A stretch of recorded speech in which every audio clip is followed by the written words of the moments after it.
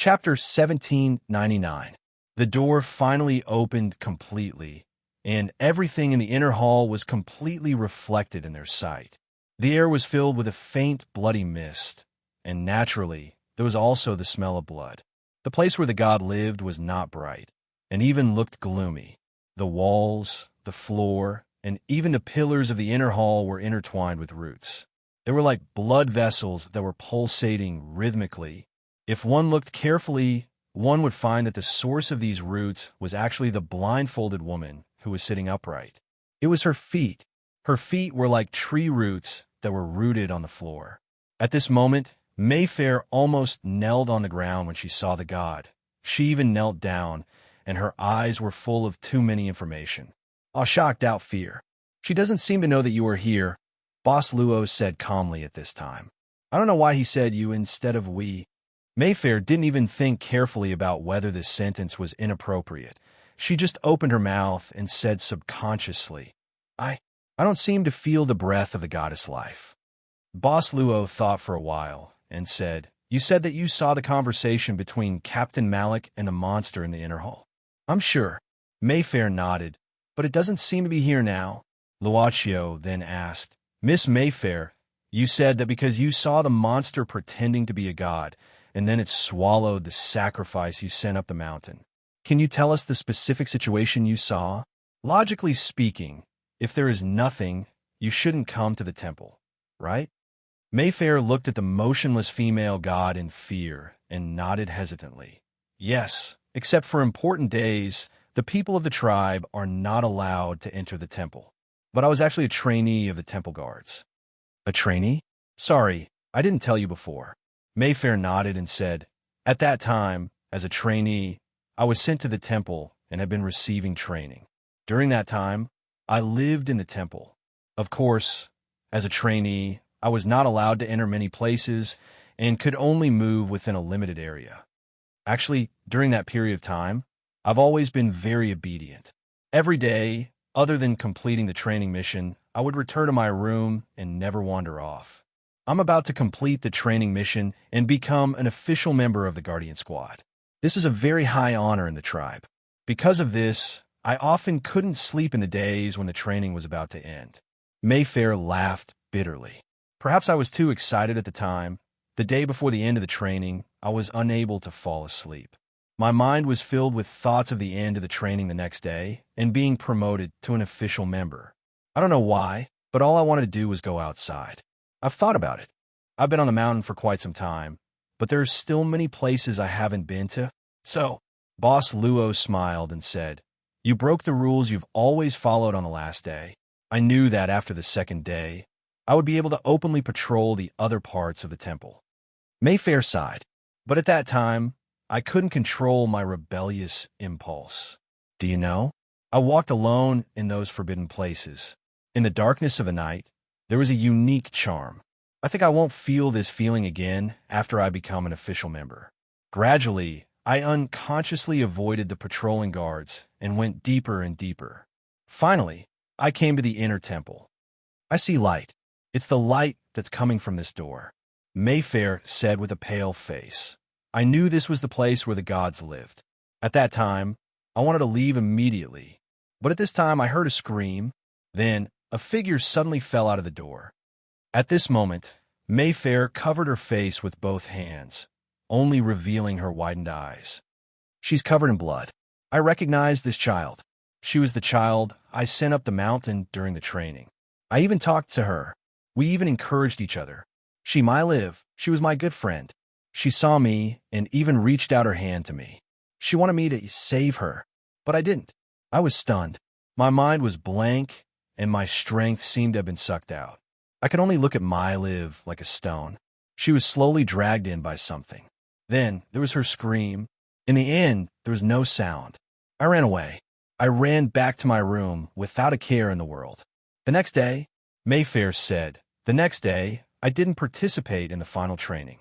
I left the temple without permission. They thought I gave up the test. Because of that, I was imprisoned by the tribe. I told them what I saw in the temple, but they didn't believe me. No one believed me. I was imprisoned. Then, one day, the village chief came to me and told me that I had been chosen by the shrine and was going to be the new sacrifice. She sighed slowly. I knew that no matter what I said, no one would believe me. How could they believe that the god they had always respected was actually a man-eating demon? All along, everyone thought that being chosen to become the sacrifice and enter the temple was the highest honor. We never thought that becoming a sacrifice was a horrible thing, because we all knew that the so-called sacrifice was a gift from the god. We could enter the god's kingdom because of it. That was the ideal place for us elves. But who would have thought that it was not the case at all? I gave up on proving myself and silently waited for an opportunity.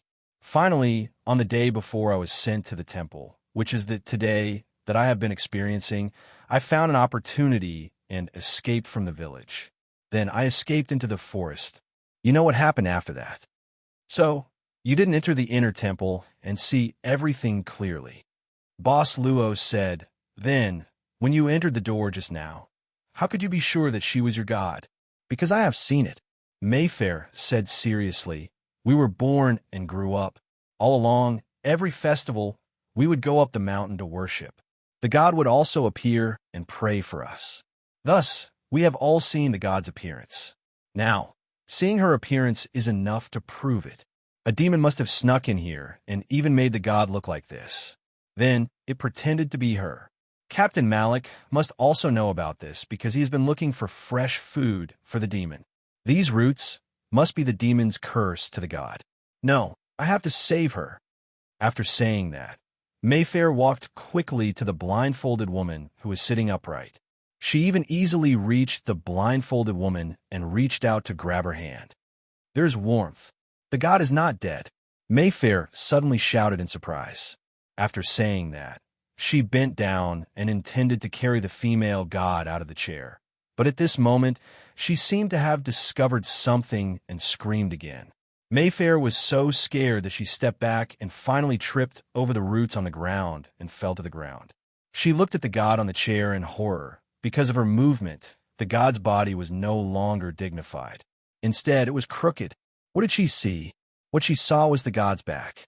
Her back was actually covered with dense roots. At this moment, the blindfolded woman's body was already crooked. The golden cloth on her face suddenly slid down. She saw a pair of blindfolded eyes. It was blood red and had no pupils, and the seated female deity's body seemed to have come alive. She suddenly stretched out her hand, and her palm suddenly turned into rapidly extending tentacles that directly wrapped around the female deity. Mayfair was shocked and desperately struggled. She looked back in horror, only to see that Boss Luo was also completely entangled by the roots on the ground. It had become a huge cocoon. Mayfair was even more frightened. Her neck was completely strangled by the roots, and she was almost suffocated. She could not say anything. Perhaps she would be strangled to death like this. However, the roots had unknowingly stopped shrinking. She still had difficulty breathing, but she could feel that the roots had really stopped moving. It seems that a little mouse has run in. She heard a voice. She instantly remembered this voice. This was the voice that had spoken to Captain Malik, the demon that pretended to be a god. Mayfair looked at the voice and saw a figure slowly walking out from a door behind the god's chair. A man. His skin was slightly pale, and his appearance was very neat. He walked out slowly and even used a handkerchief to wipe his lips, as if he was cleaning up after a meal. Demon. Demon.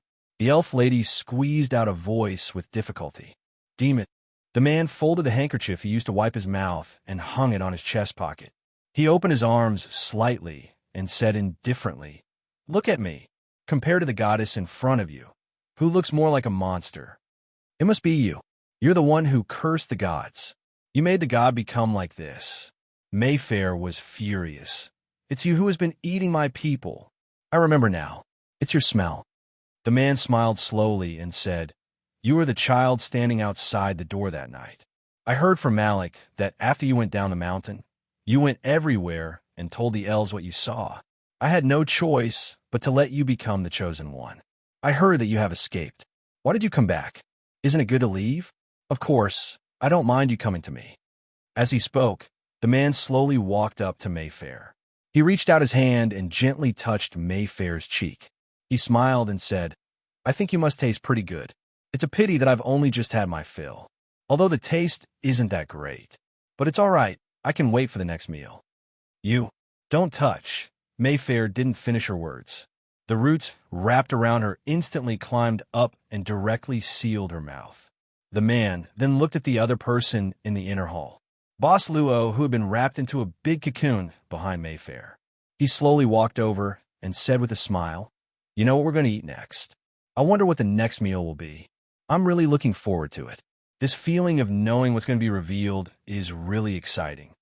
Mayfair struggled desperately. Her eyes were full of eagerness. The man had already walked to Boss Luo's big cocoon, but at this time he suddenly turned around and smiled. "Oh right, I forgot to tell you. Your god was actually dug out by me from the quiet forest at the foot of the mountain. It is the monster you mentioned." Mayfair didn't believe it, but what she saw in front of her made her believe. The dignified god, her face, her body at this time had turned into rough tree bark. It's quite surprising. The man's eyes were full of ridicule, right? So, he ignored Mayfair at this time and turned to the big cocoon in front of him. The roots on the big cocoon loosened little by little. The man's eyes were full of expectation. What is it, a young and beautiful child, or a masculine and righteous warrior? The man narrowed his eyes, or a lost sheep in panic? Finally, the roots had been untied, and the man could clearly see the appearance of the prey he caught. A young man with black hair and black eyes. A calm young man. Boss Luo stood there, not panicking because of being trapped. When a man was looking at him, Boss Luo was also looking at the mysterious man. Although it was somewhat unexpected, the man in the inner hall looked sideways at this time. After a while, he gently frowned and said, "You are a servant. Don't you know me?" Boss Luo smiled and said, "We have met before, Mr. Varley." Mr. Varley. The man who appeared in the inner hall of the temple was the owner of the castle, one of the heirs of the Tsimish family, Varley Tsimish. "Well, you are indeed a servant." The man, Mr. Varley in front of him, nodded faintly at this time. "However, although you are a servant, I am not the Mr. Varley you have met." Boss Luo was curious. "Oh, could it be that there are two Mr. Varus, or rather, the two are actually twin brothers?" "That's a secret." The Mr. Varley in front of him smiled. "And most importantly, you will never know what the answer to this secret is. Although you can come here, it will probably give the other me a headache, but the headache will soon disappear. This is another perfect game." As he spoke, Mr. Wally, as face turned cold, "I've changed my mind. More food."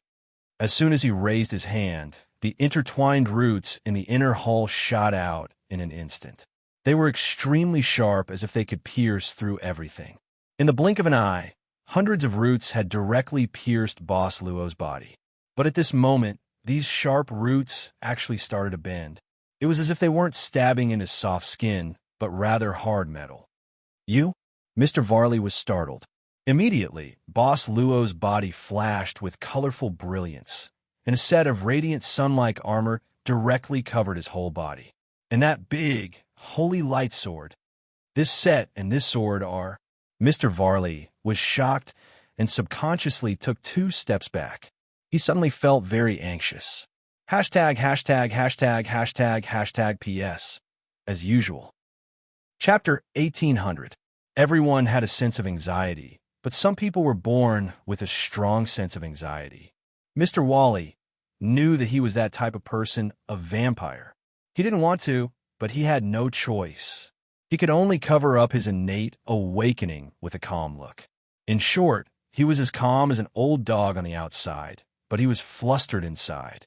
Facing an opponent who was as steady as an old dog, Mr. Wally quickly recovered from his shock and returned to his mysterious demeanor as the owner of the castle.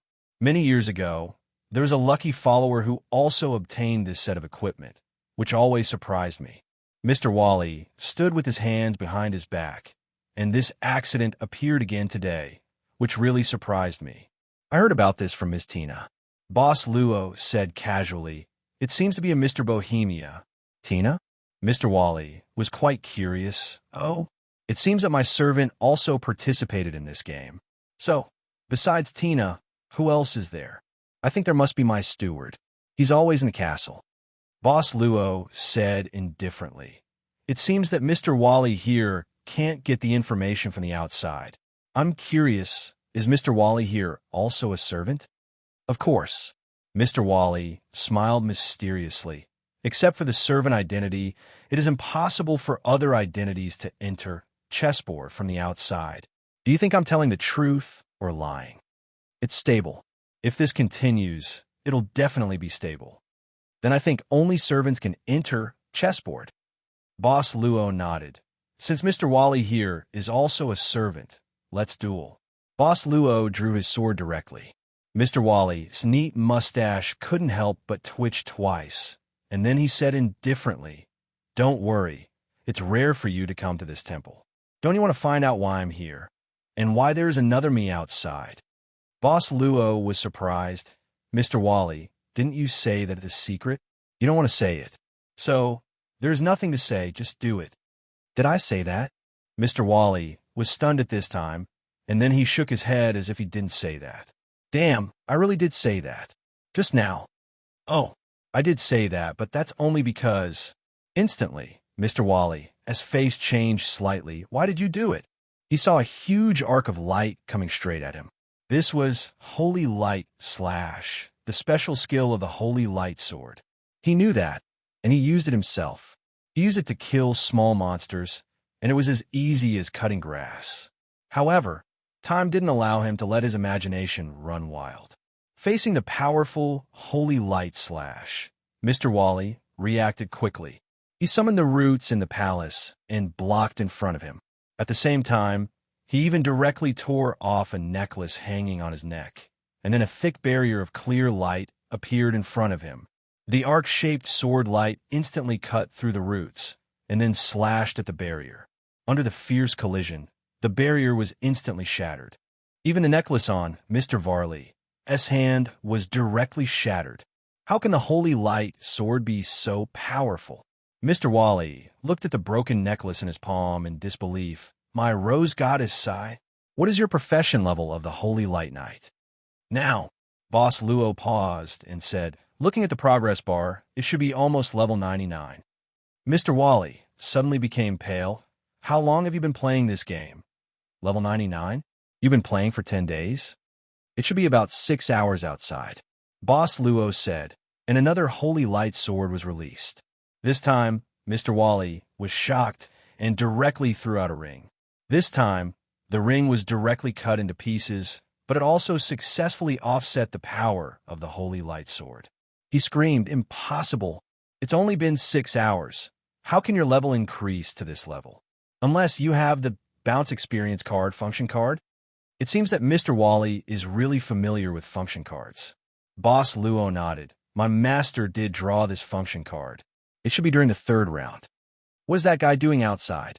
Mr. Wally's permed hair was slightly messy at this moment, and his lips were trembling.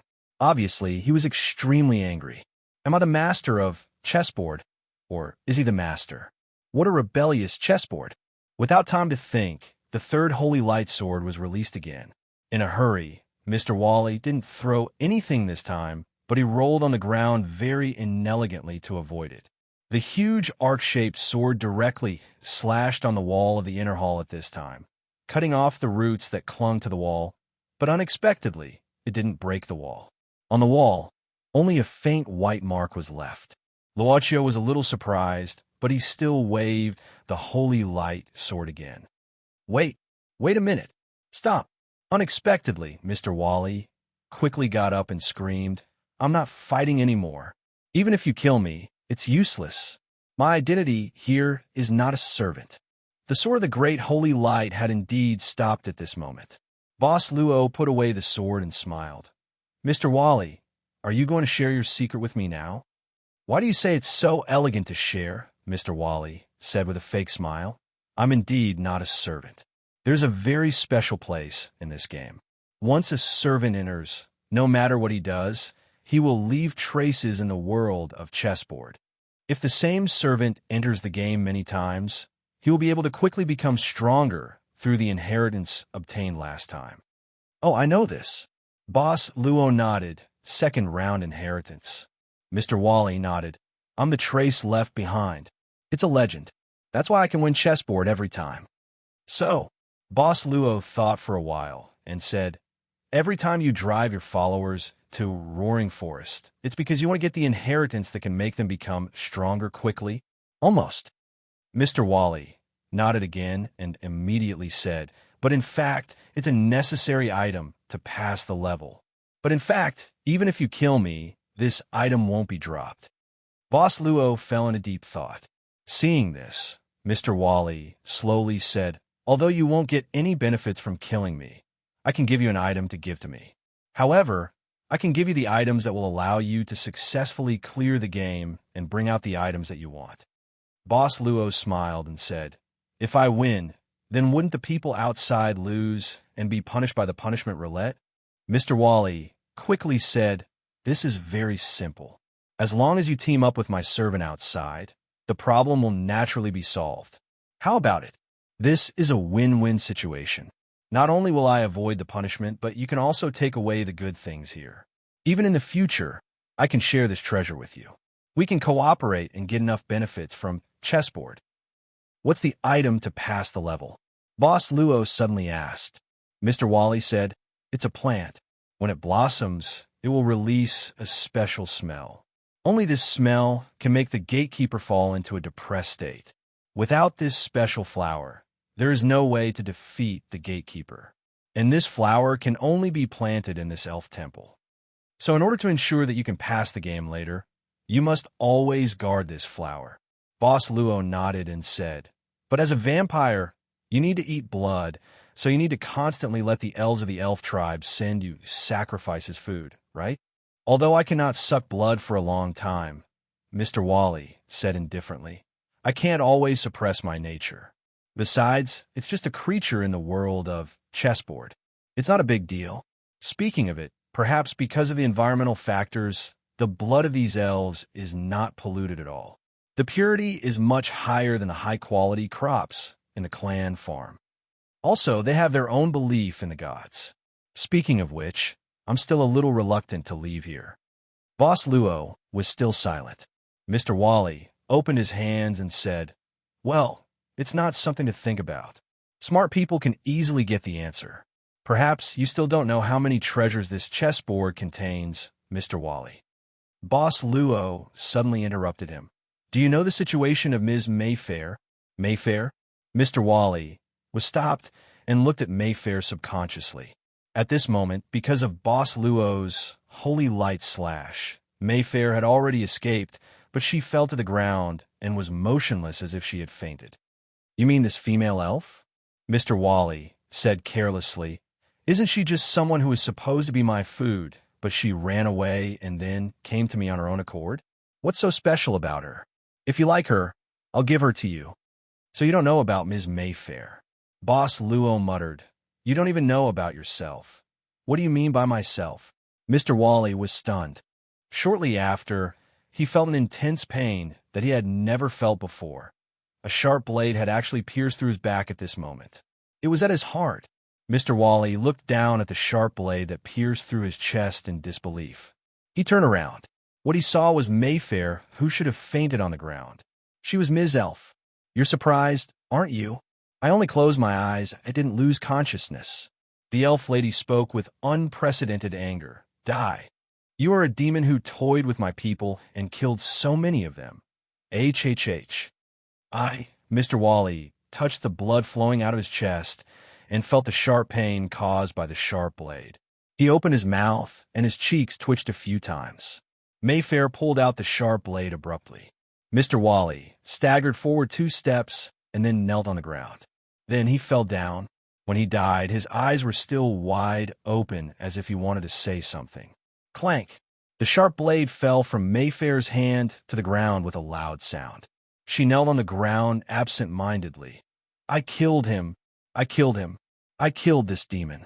I killed him. Indeed, you killed him. Boss Luo checked Mr. Wally and found that he was indeed dead. Do you feel better? She raised her head subconsciously and then looked down at her trembling hands, saying blankly, I don't know. I don't know if I feel better or not. I'm just a little tired. Ms. Elf's body suddenly turned soft and then fell to the ground. On her abdomen, there was a sharp, broken root. The root had already pierced through her abdomen. I'm a little cold. Boss Luo walked to Mayfair's side, but her eyes gradually lost their luster as if she couldn't see anything. I originally thought that everything would be fine after I killed him. Mayfair murmured, then I can leave with peace of mind.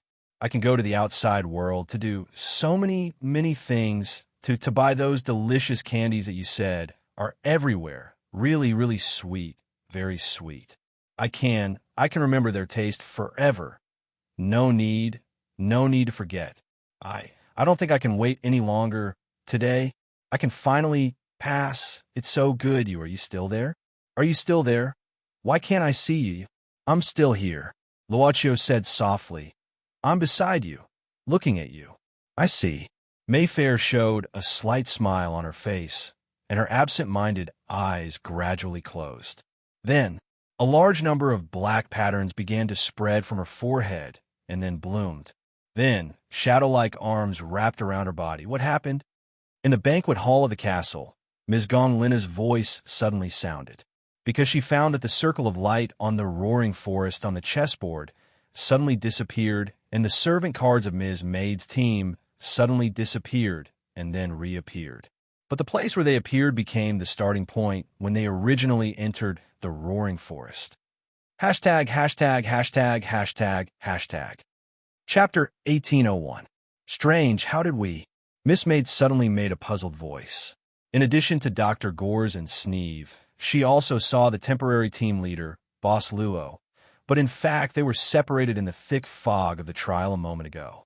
However, the reality was that they inexplicably left the statue in front of the third level and returned to the roaring forest. The time doesn't match. Why is it still daytime? Dr. Gores looked at the sky and frowned. The three of them looked at Luochio, who appeared in front of them again after being separated. Where's the female elf? Miss Mayfair is dead.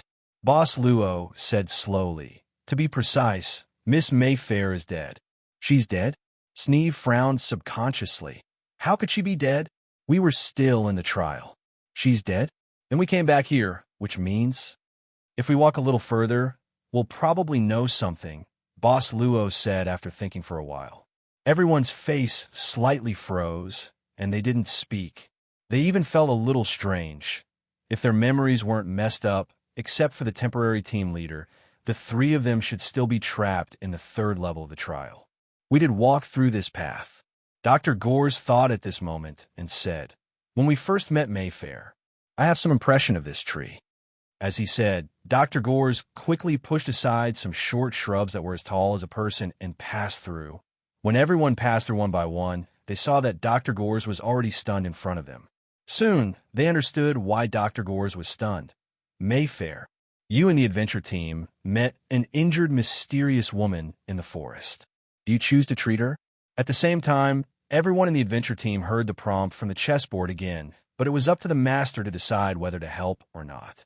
At this moment, facing the female elf who was unconscious and lying on the trunk of the dead tree, everyone had different expressions. Did time really reset? Dr. Gores couldn't help muttering at this time. If so, our deduction in the second level of the maze was, you chose to treat her. Obviously, after the chessboard gave the message, the servant girl, as the master, quickly made a decision. The same choice as before. Dr. Gores had to treat Mayfair, who was injured by the arrow again. But because he found the usable medicinal materials nearby last time, the efficiency was much higher this time. They didn't say anything along the way. They were all doing the same thing, as well as strange things. Then, you successfully saved a life that was about to disappear. But the appearance of the injured person was too bizarre, so you decided to investigate carefully. After discussion, you thought that this woman might live in the forest, so you planned to look for her relatives in the forest. You decided to split up and leave one person to take care of the injured woman. Sure enough, it's the same, exactly the same. After hearing the familiar prompt again, Dr. Gores calmed down and looked at everyone, saying the mission was reset, or it was reloaded. So, the place where we met Mayfair is the location of the save. How did Mayfair die? I need to know everything that happened after you were separated from us. I need to know every single detail. Boss Luo didn't hide anything and told them what happened in the temple before. But perhaps the news was too shocking. Dr. Gores and the others couldn't fully believe it. You mean the person who controlled the temple is Mr. Varley? Dr. Gores was lost in thought. That's impossible. Mr. Varley has been outside all this time. Miss Tina shook her head.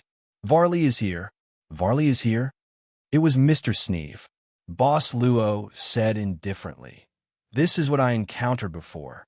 Dr. Gores rubbed his eyebrows and said, It's not that we don't believe you, but it's too strange. You know, we can't contact our masters at present. Only you can know what happened outside. Tiff fainted. Chef Nelson was asked to prepare food.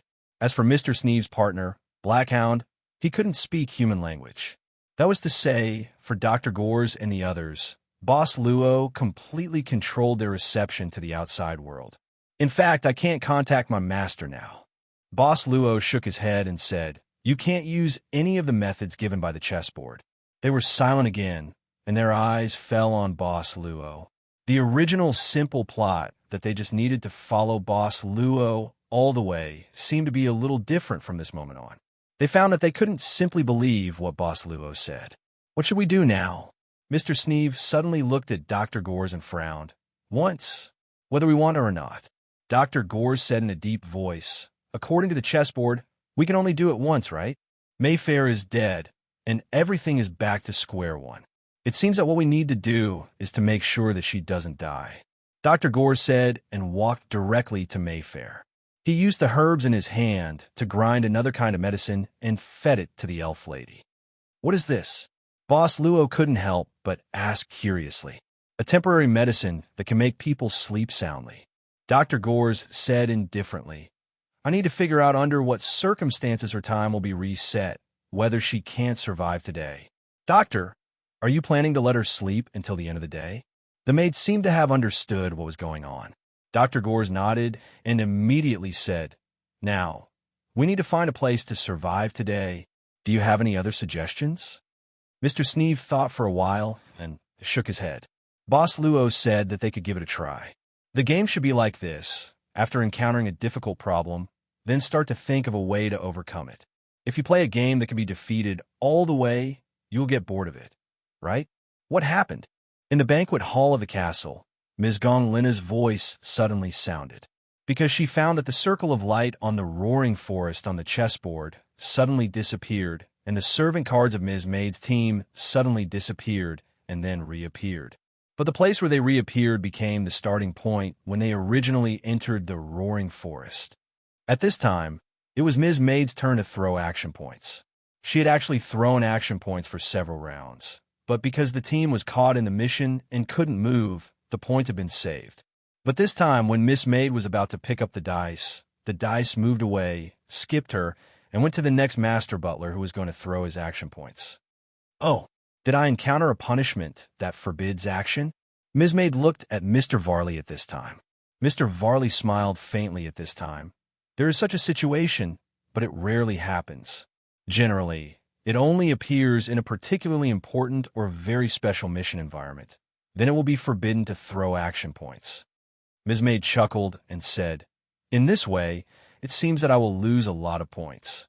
Mr. Varley said casually, It's worth it no matter how many action points you use to exchange for such an opportunity. Prohibiting action points means that the final profit of this special mission will definitely be able to make up for the losses you have incurred in these rounds of actions. It will definitely be worth the ticket price. I'm so envious. That is after the mission can be completed, Ms. Maid said indifferently. If it can't be completed, it means that you can only watch and can't do anything. But the life reduction will continue, right? High risk, high reward.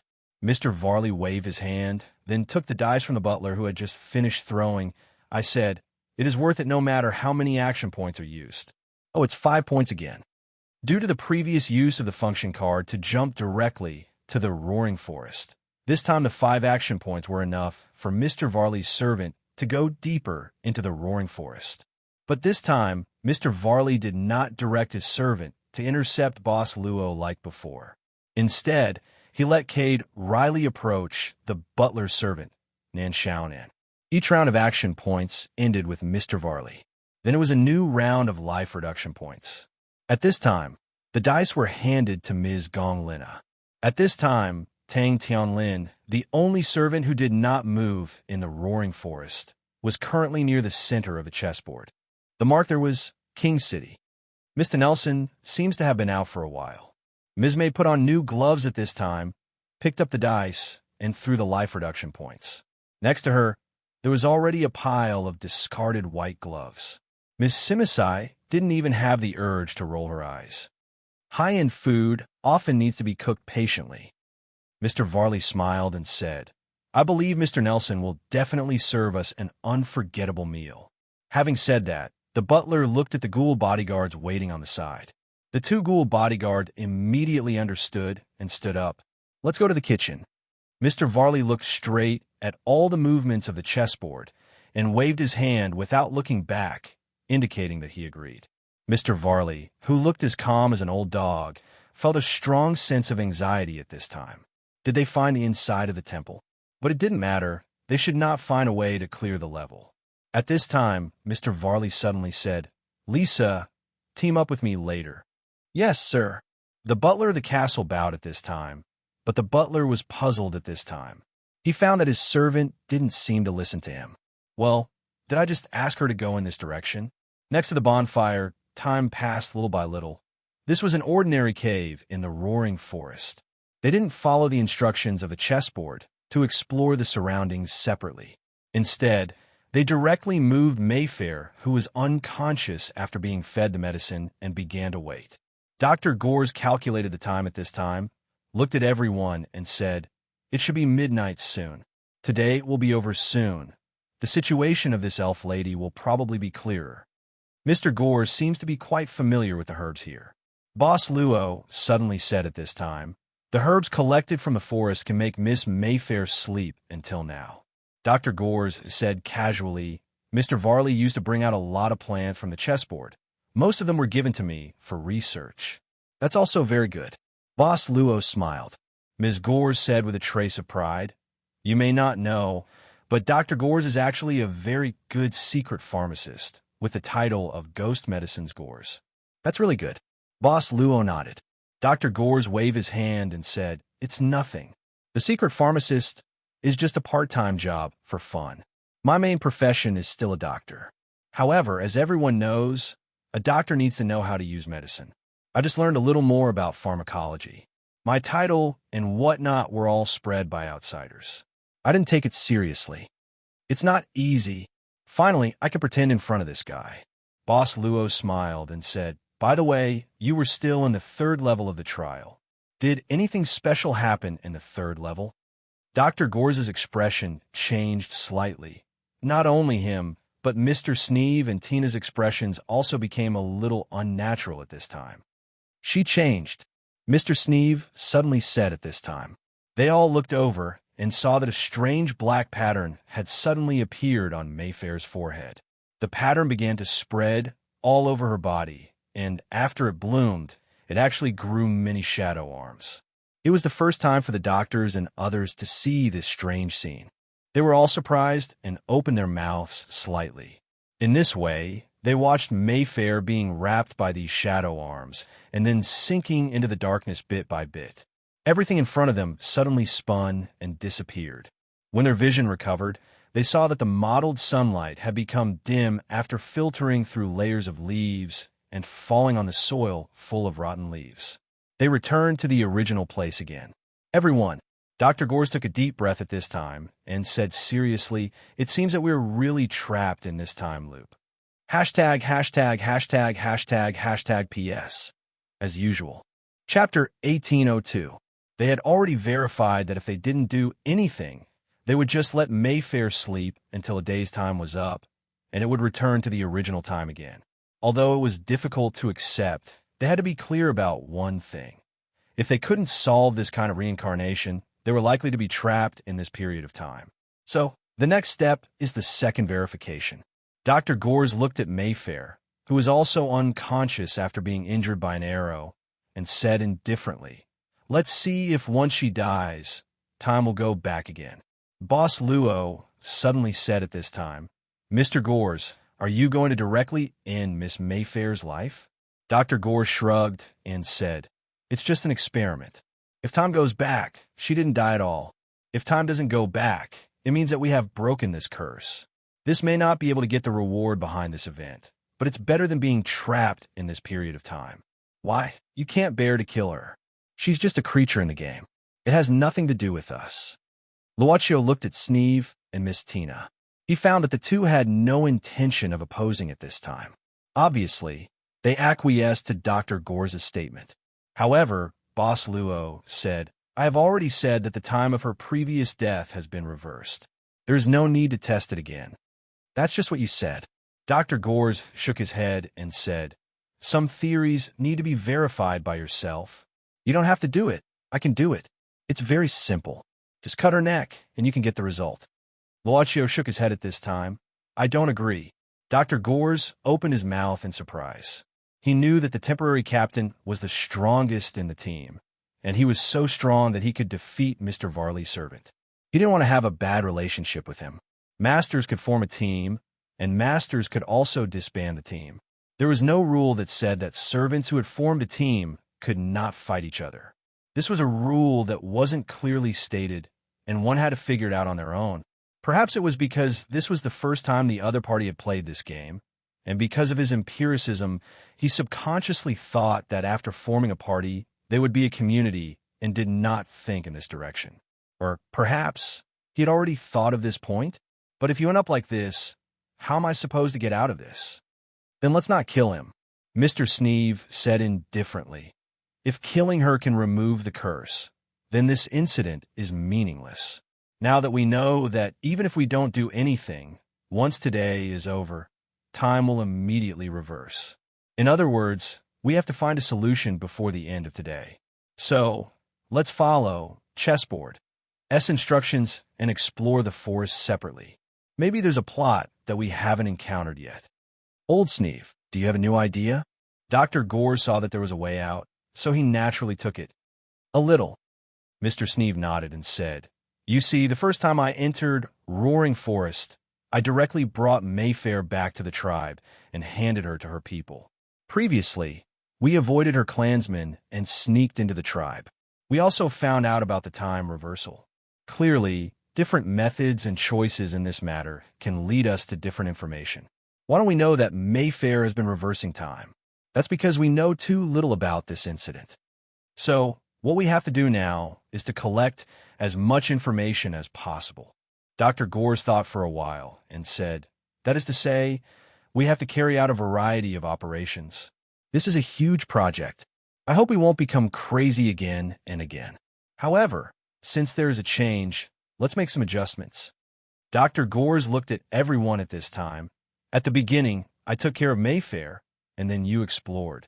This time, let someone else stay and take care of her, and then I'll explore. How about it? I like this kind of problem-solving atmosphere." Boss Luo smiled slightly at this time. Dr. Gores shook his head. "Does this guy really treat this as a game to clear the level? The essence of this game is not to play, but to find a way to clear the level and then leave with the things here. Then take care of her one by one." Dr. Gores said indifferently, "I'll go explore first. You three decide who will take care of her." With that, Dr. Gores picked up a branch, then threw it, and then walked directly in the direction indicated by the branch. Mr. Sneeve didn't speak at this time, but he seemed to have made a decision and left directly. Only the maid Tina and Boss Luo were left. Tina thought at this time and said, "Mr. Luo, if you don't mind, can you take care of her this time?" "It doesn't matter." Luocchio smiled slightly. "I can also take a break." Tina nodded simply and immediately went in a direction. Perhaps it was a coincidence the direction this maid left was also the direction she chose for the first time. Their footsteps couldn't be heard. Obviously, they were far away from the place where Mayfair was found. In fact, the wound on her body had been treated by Dr. Gores. At this time, Boss Luo made a big fireball, and after making a bonfire, he sat next to Mayfair. After a while, perhaps out of curiosity, Boss Luo touched Mayfair's forehead with his finger. This was the place where the black pattern grew. "What do you not dare to face?" "Miss Mayfair," Boss Luo whispered. Her lips suddenly opened slightly. This time, because Dr. Gores didn't give her the sleeping potion, she obviously wouldn't sleep until the end of the day. But it seemed that she woke up earlier than the first time. The elf lady really woke up. The moment she woke up, the elf lady suddenly jumped up and then reached for her waist. She was used to keeping her weapon here, but this time she found that she touched nothing. "Are you looking for this thing?" Boss Luo picked up a weapon. "I thought you might not sleep well with it, so I took it off." At this time, Mayfair sneered and said, "If you are afraid that I will sweat while sleeping, will you also take off my clothes?" Boss Luo was startled and thought for a while, "I think I would just move you to a shady place." Mayfair snorted and then moved, but she touched the wound on her back. She couldn't help but frown in pain. "Did you save me and treat my wound?" "Not me. It was one of my temporary companions." "There's someone else?" Mayfair frowned again, then looked around nervously, and then quickly asked, "What time is it now? How long have I been unconscious?" "It's been about 2 hours since we found you." Boss Luo thought for a while and said, "As for how long you have been unconscious before this, I don't know. It shouldn't be over yet today." Mayfair lowered her head and thought for a while. Then she gritted her teeth and stood up while enduring the pain. "Thank you and your companions for saving me. Please thank them on behalf of me. But I have to leave here now. Please give me back my weapon." "But you're wound?" "It's fine." Her face was pale, but the elf lady's face was full of determination and even had a sense of coldness that kept people thousands of miles away. Boss Luo blinked, and a candy appeared in his palm. "You're injured. Do you want to eat something to replenish your sugar?" Looking at the candy wrapped in a delicate sugar coating, Mayfair was startled at first, then frowned, and directly swatted away Boss Luo's hand, and the candy naturally fell to the ground. "I don't like to eat sweets," Mayfair said coldly. "You're an adventurer who came into the forest from the outside, right? I advise you not to have any ideas about me, because I hate humans. If it weren't for the fact that you saved me, maybe I would have already killed you." Saying this, Mayfair directly put on her weapon, and then said with a warning look, "You'd better not follow me and pretend that you never saw me." Mayfair stared at Luochio all the way, and after walking a few meters away, she turned around and directly jumped into the forest, and her back was soon out of sight.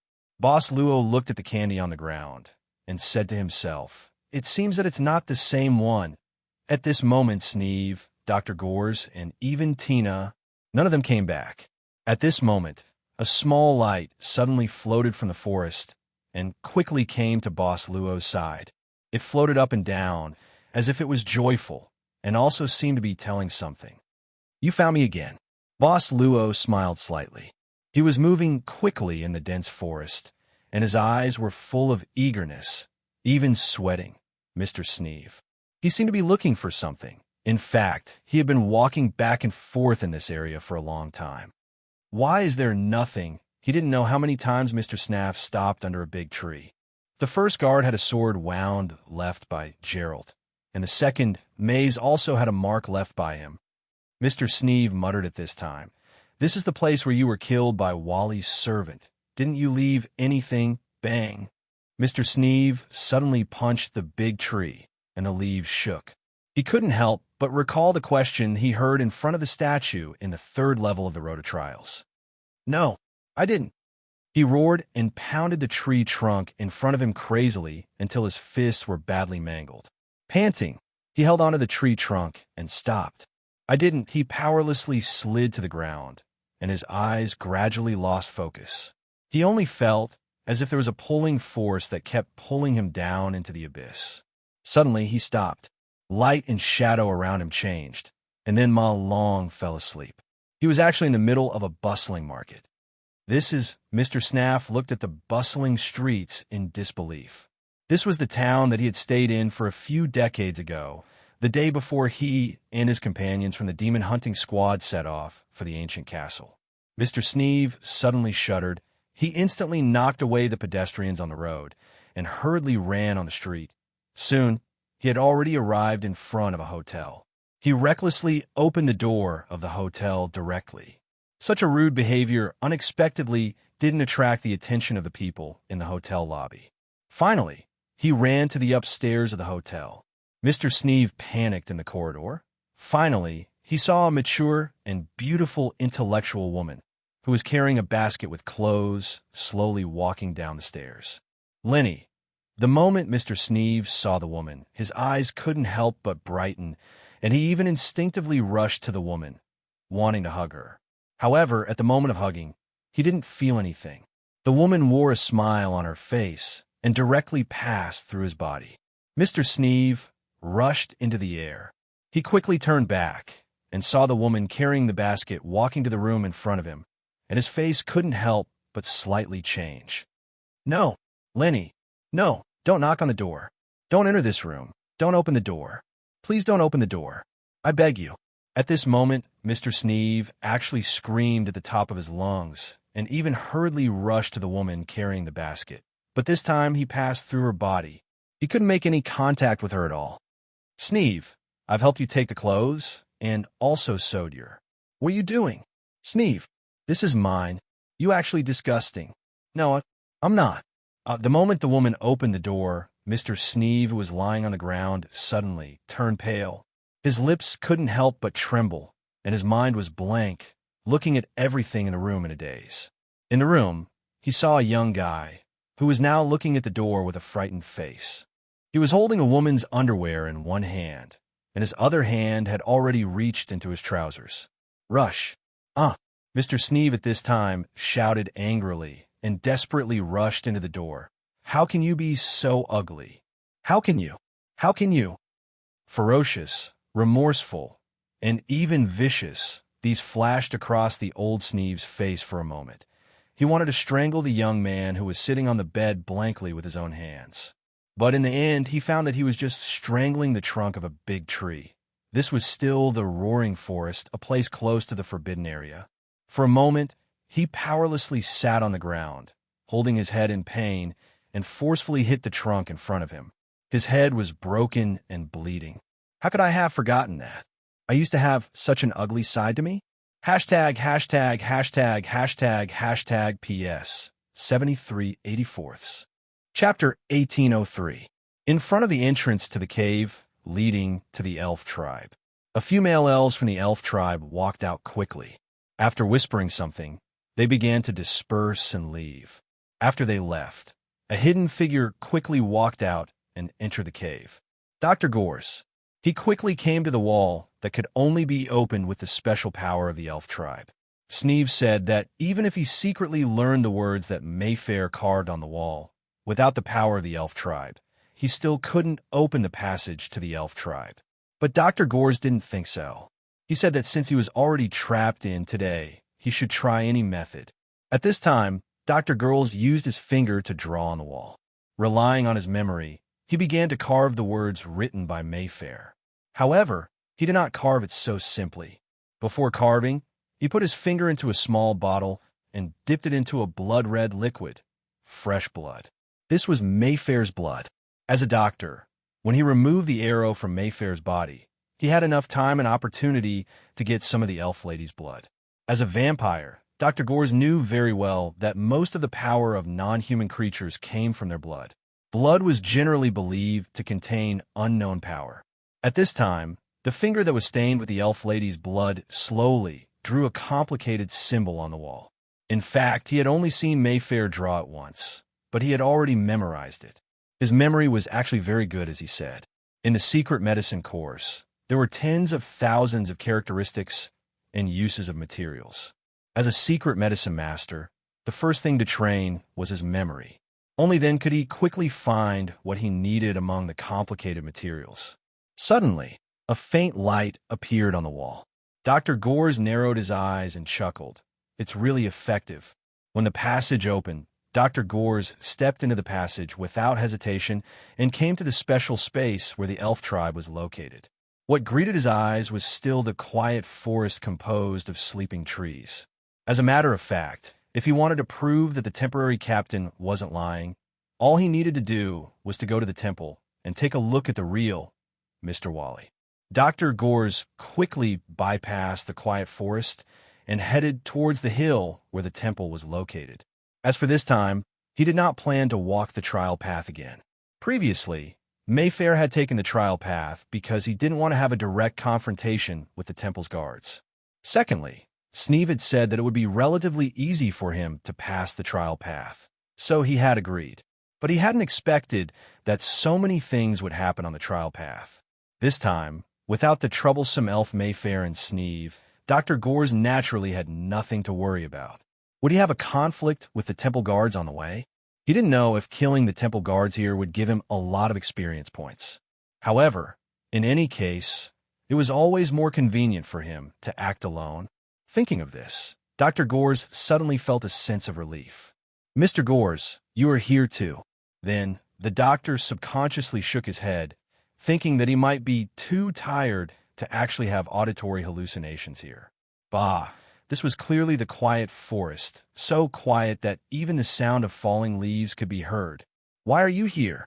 Dr. Jurls turned around and looked as if he had seen a ghost. He frowned and said, "Shouldn't you be taking care of Mayfair?" Yes, at this time, Dr. Gores, who was quietly planning to do something bad, saw the temporary captain of the servant team, Boss Luo. "I saw that everyone hasn't come back for a long time, so I came out to look for you." "Of course not." Dr. Gores quickly calmed down and said calmly, "Really? So it has been so long. Looks like I've been waiting for quite some time. What I mean is, in order to ensure that I would definitely be able to enter this place, I waited outside for quite some time. I waited for the elves who came out to search for Mayfair to leave before I entered. This also ensures that when I come in, I won't meet them head-on." Mr. Gores is very thoughtful. Boss Luo nodded. "I didn't think about this problem at first. I thought that Dr. Gores might be doing something bad." "How can that be?" Dr. Gores shook his head and said, "What bad things can I do? Now we are in the same boat. Even if I want to do something, it is for our team." "What is Mr. Gores going to do now?" Boss Luo asked with a smile. Dr. Gores responded quickly, and he didn't think about it. "Previously, we brought Mayfair into the horde. This time, I want to try and see if there will be any new changes if we don't bring Mayfair in." "I see." Boss Luo nodded. "This is a good idea. Then let's move together, Mr. Gores." "Okay." Dr. Gores nodded slightly. He realized that in this situation, it seemed that he had no other choice but to nod and agree, since the sudden appearance of this temporary team leader caught him off guard. The conversation had been led by him. Until now, he had no choice but to move together. Dr. Gores sighed and finally had a chance to say, "If you leave, then who will take care of Mayfair now? No, if I calculate the time, she should have woken up, right?" Boss Luo was walking in front. Hearing this, he turned back and said casually, "Miss Mayfair woke up and left." "Oh, woke up? What left?" Dr. Gores rushed forward subconsciously. "Why did she leave? You didn't stop her." "Just like what Mr. Gores said, we should try every possibility." Boss Luo said slowly, "So I think, let Miss Mayfair leave by herself and see if there will be any new discoveries. Is there anything wrong?" No. Dr. Gores had to shake his head. If he denied it, it meant that he denied the logic of coming here quietly, which meant that he refuted his own words. "Then let's go." Boss Luo smiled and said, "I think this time we won't take the trial road but the main road. It should be this way." Boss Luo still walked in front and led the way. Dr. Girth narrowed his eyes at this moment. His palm subconsciously touched his dagger. At this distance, Zhang Tai's dagger was already in his hand. But he quickly gave up this idea. This guy's armor is an all-around defense without any gaps. I heard that after Mr. Wally's servant failed, he used his only card, Resurrection of the Dead. I wonder if Mr. Wally has found a way to deal with this set of armor after he leveled up his account? Fortunately, Mr. Gores is your teammate. Boss Luo suddenly said at this time. Dr. Gores couldn't help but be startled and asked subconsciously why. Boss Luo smiled and said, "Because Mr. Gores is not only smart, but also quite reliable. You see, if it weren't for you, we probably wouldn't have been able to save Miss Mayfair. Moreover, If it were someone else, I may be worried about one thing. What is it? Boss Luo turned back and said, You may be worried about being stabbed in the back. But if it's Mr. Gores, it won't happen, right? Of course. Dr. Gores shrugged at this time and smiled. If I don't hold on to such a strong captain like you, I'm really stupid. The doctor's back was already cold at this time. These words were sharper than a straightforward sword. The doctor couldn't help but think of a sentence, hidden killing intent. They were silent all the way. The road to the temple was unimpeded all the way. They didn't see any guards until they'd climbed the hill. At the entrance of the temple, they saw 4 elf guards. Do we directly kill them or find a chance to sneak in? Dr. Gores asked directly at this time. Boss Luo said, It should be this time whether to directly kill them or find a chance to sneak in. Dr. Gores shook his head and said, Then sneak in. Sneak in and ask for more information. I have the skill to sneak in. What about you? Boss Luo thought for a while and said, I seem to have gotten an invisibility scroll on the way. With that, Boss Luo directly disappeared in front of Dr. Gores. But the doctor could still hear his voice. How is it? Is there any flaw? No. Dr. Gores sighed and said with a bitter smile, Not at all. Then I'll go inside and wait for you, Mr. Gores. Dr. Gores only heard some faint footsteps at this time. Then he couldn't hear anything. He saw that the 4 guards at the entrance of the temple didn't respond at this time. He didn't know whether this temporary captain had successfully entered the temple. Oh, invisibility scroll. I played this game so many times, but I've never seen it before. Dr. Gores sighed. He didn't know if there was something wrong with chessboard that gave a green light to a servant who entered the game for the first time. Dr. Gores quickly collected his chaotic thoughts and directly activated the skill, flashing past the guards. The guards only felt a gust of wind blowing past them, and then they couldn't feel anything else.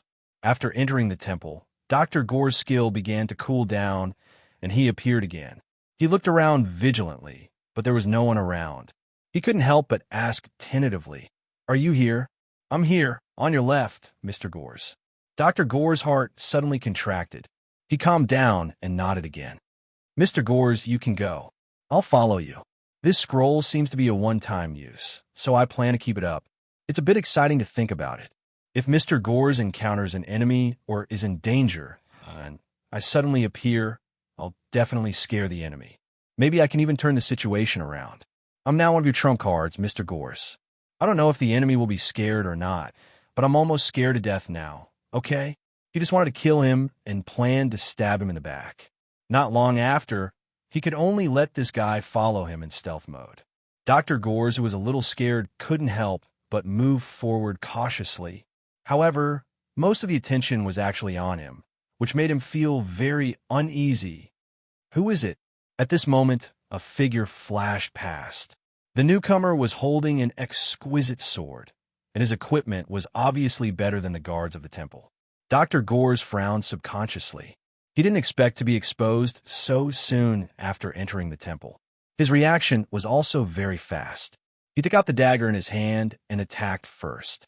However, the male elf with the exquisite sword was not afraid of Dr. Gores' sudden attack. He waved the sword in his hand casually and easily blocked the attack. He even had time to say, The angle is good. Are you proficient in assassination? It's not over yet. Dr. Gores sneered at this moment. The dagger in his hand spun in an instant. He took advantage of the momentum and directly slashed at the male elf's neck. Unexpectedly, the other elf was faster than him. He leaned back and then hit Dr. Gores' abdomen with his knee. However, Dr. Gores' reaction was also fast. He dodged and then quickly widened the distance between them. In a short fight, he already knew that the opponent was a skilled swordsman who was very difficult to deal with. Dr. Gores didn't plan to be entangled with the opponent here. Coincidentally, the cooldown time of the stealth ability was over, so he directly activated the ability and planned to escape. You trespassed the temple. Do you think you can leave just like that? Stay. The male elf snorted coldly at this moment. Then he bent down and put the sword back in his scabbard. Then he made a sword-drawing action. Drawing the sword. It was as fast as lightning. While Dr. Gores was sneaking, he only felt a huge sense of crisis coming from his body. When he reacted, he felt that his lower back had suffered an unprecedented injury.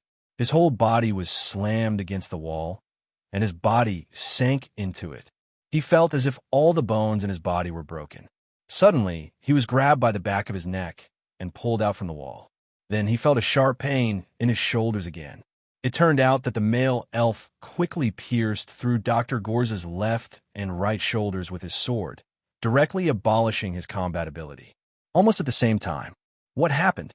Several elf guards who were patrolling hurried over. After seeing the male elf, they quickly said respectfully, "Captain Malik." "Nothing, I just caught a guy who broke into the temple." The male elf, who was holding an exquisite sword. Captain Malik said indifferently, "I've already knocked him down. There's nothing else. You can continue patrolling. I will deal with this person." The elf guards didn't have any doubts. They nodded and left together.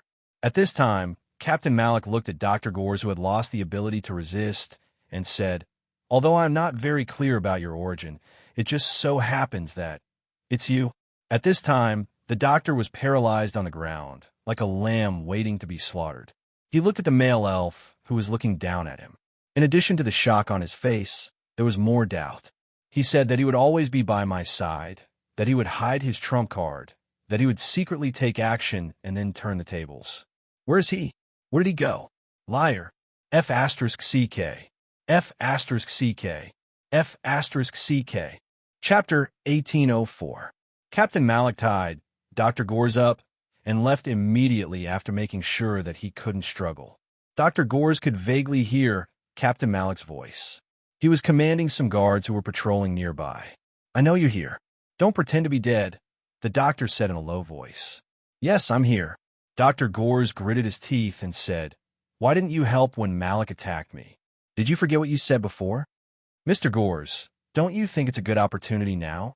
"What opportunity?" Dr. Gores couldn't help but frown. "You see, the purpose of entering the temple is to meet Mr. Varley again." "Mr. Gores, didn't you come here with this question? I think you'll be able to solve the question in your heart soon." "You mean, let Malik send me to the inner temple?" Dr. Gores couldn't help but frown. The path to the inner temple shouldn't be blocked. "With my advanced skill and your invisibility scroll, we can sneak in. Why we have to use this method? Didn't you see that my arms are crippled?" "Because, Mr. Gores, you've already met Captain Malik." The doctor was speechless at this time.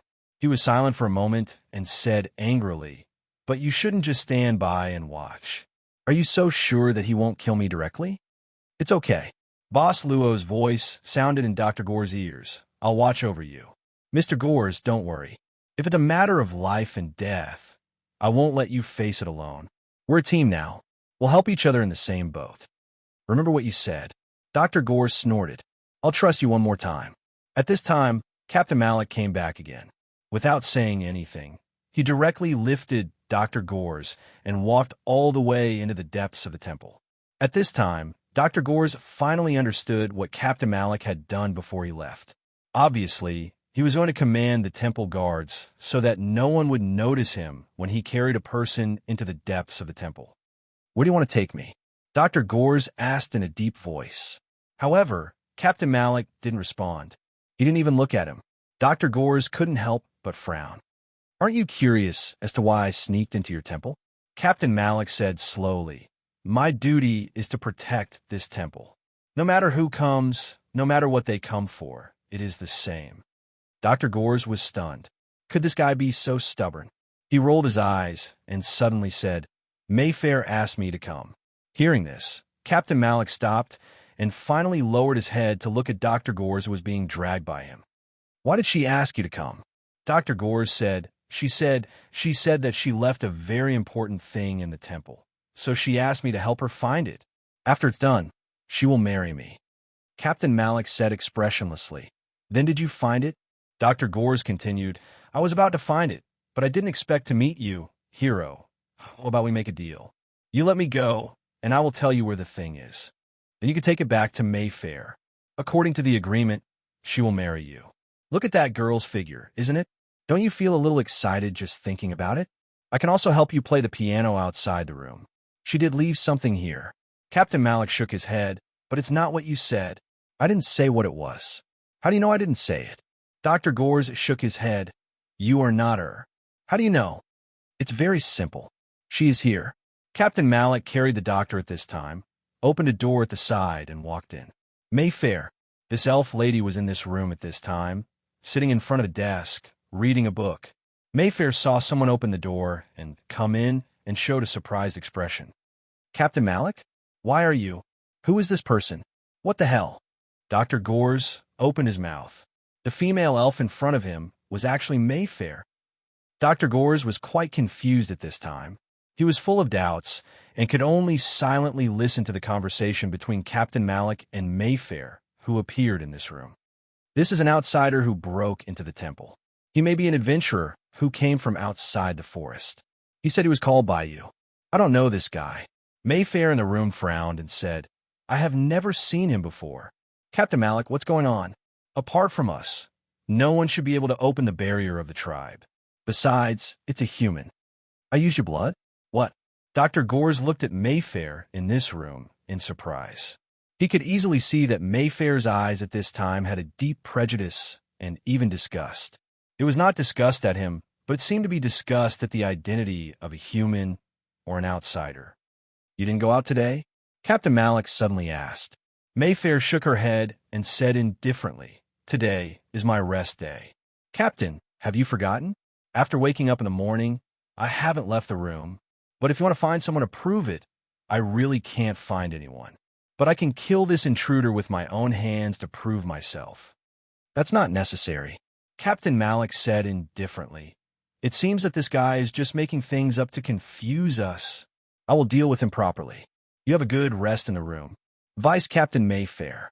Mayfair at this time instantly stood at attention and responded loudly, Yes, sir. Wait, she is the vice captain? Dr. Gores couldn't help but exclaim at this time. Captain Malik said indifferently, What? You don't even know this? It seems that the next time you make up a story, you need to know more. Dr. Gores suddenly frowned and didn't say anything. He saw Mayfair's eyes at this time. Besides disgust, there was also doubt. Could it be that the one who was injured by the arrow in the forest was not the same as the Mayfair here? Sisters?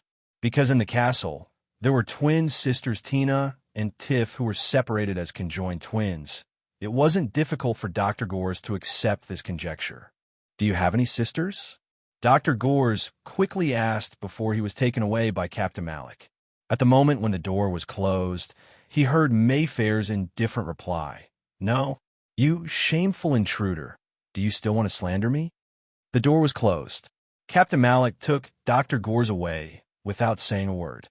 At this time, the originally closed door suddenly opened a little.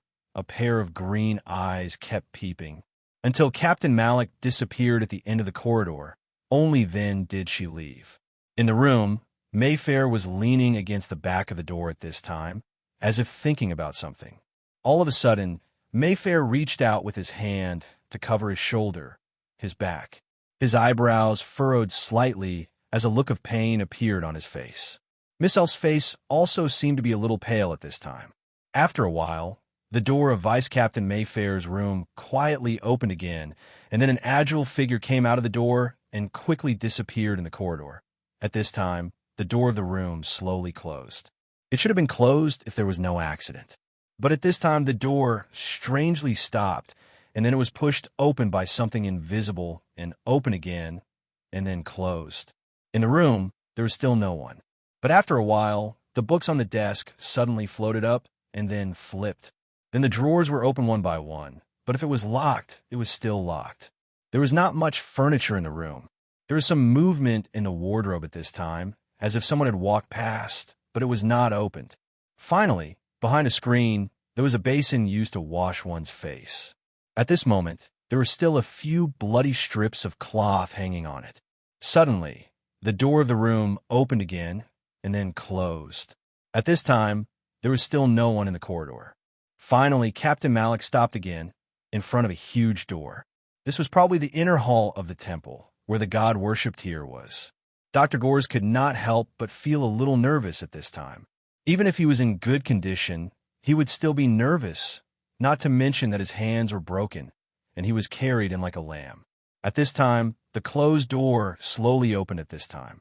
Like a devout guard, Captain Malik lowered his head and respectfully walked into the inner hall. Dr. Gores began to look at the environment here. There were almost no discrepancies between what Boss Luo told him after backtracking time. Dr. Gores saw a woman with her eyes covered and sitting on the throne, but her feet were connected to the floor like the roots of a plant. But at this time, Dr. Gores did not see the so-called Mr. Varley. Captain Malik directly threw Dr. Gores to the ground at this time. He kept his head down and did not look at the blindfolded woman on the throne. "I brought the food you want." At the same time, a low voice sounded in this empty and strange inner hall. Almost at the same time, Dr. Gore's eyes suddenly shrank. This was indeed Mr. Varley's voice. "He's not an elf from the tribe." The low voice sounded. Captain Malik said unhurriedly, "This is an outsider who was caught sneaking into the temple today. He should be a human adventurer from outside the forest." As soon as Captain Malik finished speaking, a root not far from him suddenly rose and then whipped Captain Malik's body fiercely. With his strength, he could not avoid it. The whipping sound was so loud that even Dr. Gores felt pain at this time. But Captain Malik did not say a word at this time and silently endured it. "I need an elf." "Malik, don't try to provoke me. Bring an elf back for me." "I know." Captain Malik answered expressionlessly, then lowered his head and got up. He turned around and walked out of the inner hall without looking at Dr. Gores. The door closed, leaving Dr. Gores on the floor of the inner hall with a blank face. The doctor looked around blankly at this time and saw the dense roots on the wall above the woman on the throne suddenly opened. "Mr. Varley." Dr. Gores stared at the man who appeared at the place where the roots opened. Finally, the man was supported by a few roots and slowly landed. He then calmly walked to Dr. Gores. "You just call my name?" "Mr. Varley, it's really you." Dr. Gores said with a hint of joy on his face. "What that guy said is true. The person in this temple is really you." "That guy?" Mr. Varley looked at Dr. Gores at this time. "Who is that guy?" "Servant. I'm the leader of the servants in this game." Dr. Gores said subconsciously, "We are now in a time." Dr. Gores suddenly stopped at this time and looked at Mr. Varley in surprise. "It shouldn't be like this. If this is the Mr. Varley, he knew he shouldn't have such a reaction when he saw me. It's like seeing a stranger." In addition, according to Luacio's experience with Mayfair in the inner hall, this Mr. Varley was also a member trapped in today. If Mr. Varley had been killed before and Mayfair went back in time, then Mr. Varley appeared here again at this time was already the best proof. Tom has been going back to today. Then, in the trial road, what's the matter with the mark left by Sneeve's servant? Why don't you continue? Mr. Varley smiled slightly at this time. "I also want to know about the chess game outside." "The chess game outside." Dr. Gores was startled and said subconsciously, "Mr. Varley, how long have you been here?" "Not long." Mr. Varley said quite casually, "It should be more than a month since I defeated the Grand Duke of the family."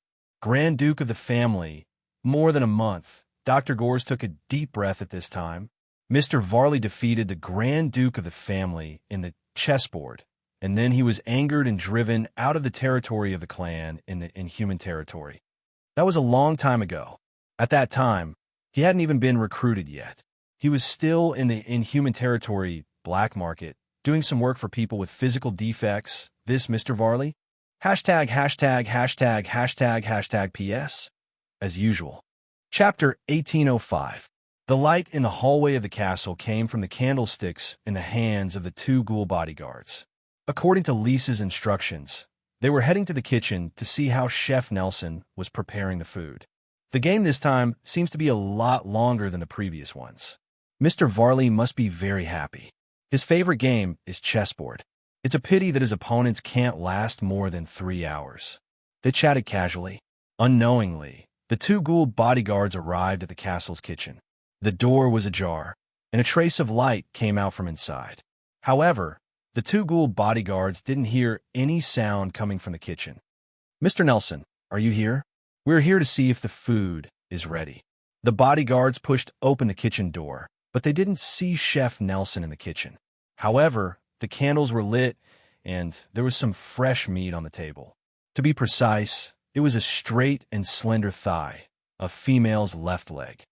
He should be planning to deal with the meat. Maybe he has something to do and left? Ghoul bodyguard, a thought for a while, and then walked to the table. He picked up a chef's knife and cut a piece of meat from the thawed left leg. He put it in his mouth and chewed slowly. It tastes good. This is food for the banquet. Ghoul bodyguard, he shook his head. What are you afraid of? It doesn't matter if a few pieces of meat are missing. Huh? What is this? Is that something you're stepping on? Could it be Mr. Nelson's pet? Ghoul bodyguard said subconsciously. They knew that Mr. Nelson had a habit of raising a large number of spiders and reptiles. However, when he raised his leg, he didn't see any of Mr. Nelson's cute pets. What they stepped on was a chef's hat. This isn't Mr. Nelson's. Ghoul bodyguard subconsciously picked up the hat and saw that there was a trace of blood on it. Ghoul bodyguard used his finger to touch some of the blood that hadn't dried yet. He rubbed it a few times and then put it to his nose. His expression changed slightly. This is Mr. Nelson's smell. Why is he? The two ghoul bodyguards looked at each other. At the same time, a slight movement came from the kitchen. It was Mr. Nelson's room. The two ghoul bodyguards silently nodded and then waved their hands. Instantly, weapons slid out of their sleeves. They were sharp blades that could be retracted. At this moment, the two corpse ghost bodyguards slowly approached the door of the kitchen with their weapons. The sound inside suddenly stopped. Because of this, they stopped in front of the door. After a while, bodyguard nodded and gently pushed the door open. The door wasn't locked, so it opened with a push. The moment the door was opened, a black shadow rushed out. The two ghoul bodyguards jumped in fright and quickly retreated, only to discover that the thing that pounced at them was a long, furry black spider leg. This was Mr. Nelson's pet spider, and it was especially huge. The two ghoul bodyguards obviously knew. They had even seen this pet spider before. Therefore, although they were shocked, they didn't panic too much. It's okay, it's just this spider going crazy. Close the door. Bodyguard put down the weapon in his hand and shook his head. Maybe it's hungry, however. Before he could finish his words, his eyes instantly widened. He saw that the chest of this ghoul bodyguard was pierced by something sharp. It looked like a sharpened branch, and this branch directly extended out from the body of the huge pet spider inside. It didn't extend out.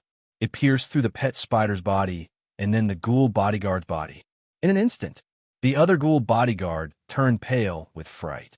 He wanted to do something, but at this moment, the kitchen door was instantly closed. At the same time, dense roots spread out from the floor, walls, and ceiling of the kitchen. They were like countless poisonous snakes. The kitchen door was closed, and at that moment, a scream came out. But soon, the screams quieted down. After an unknown amount of time, the kitchen door was opened again.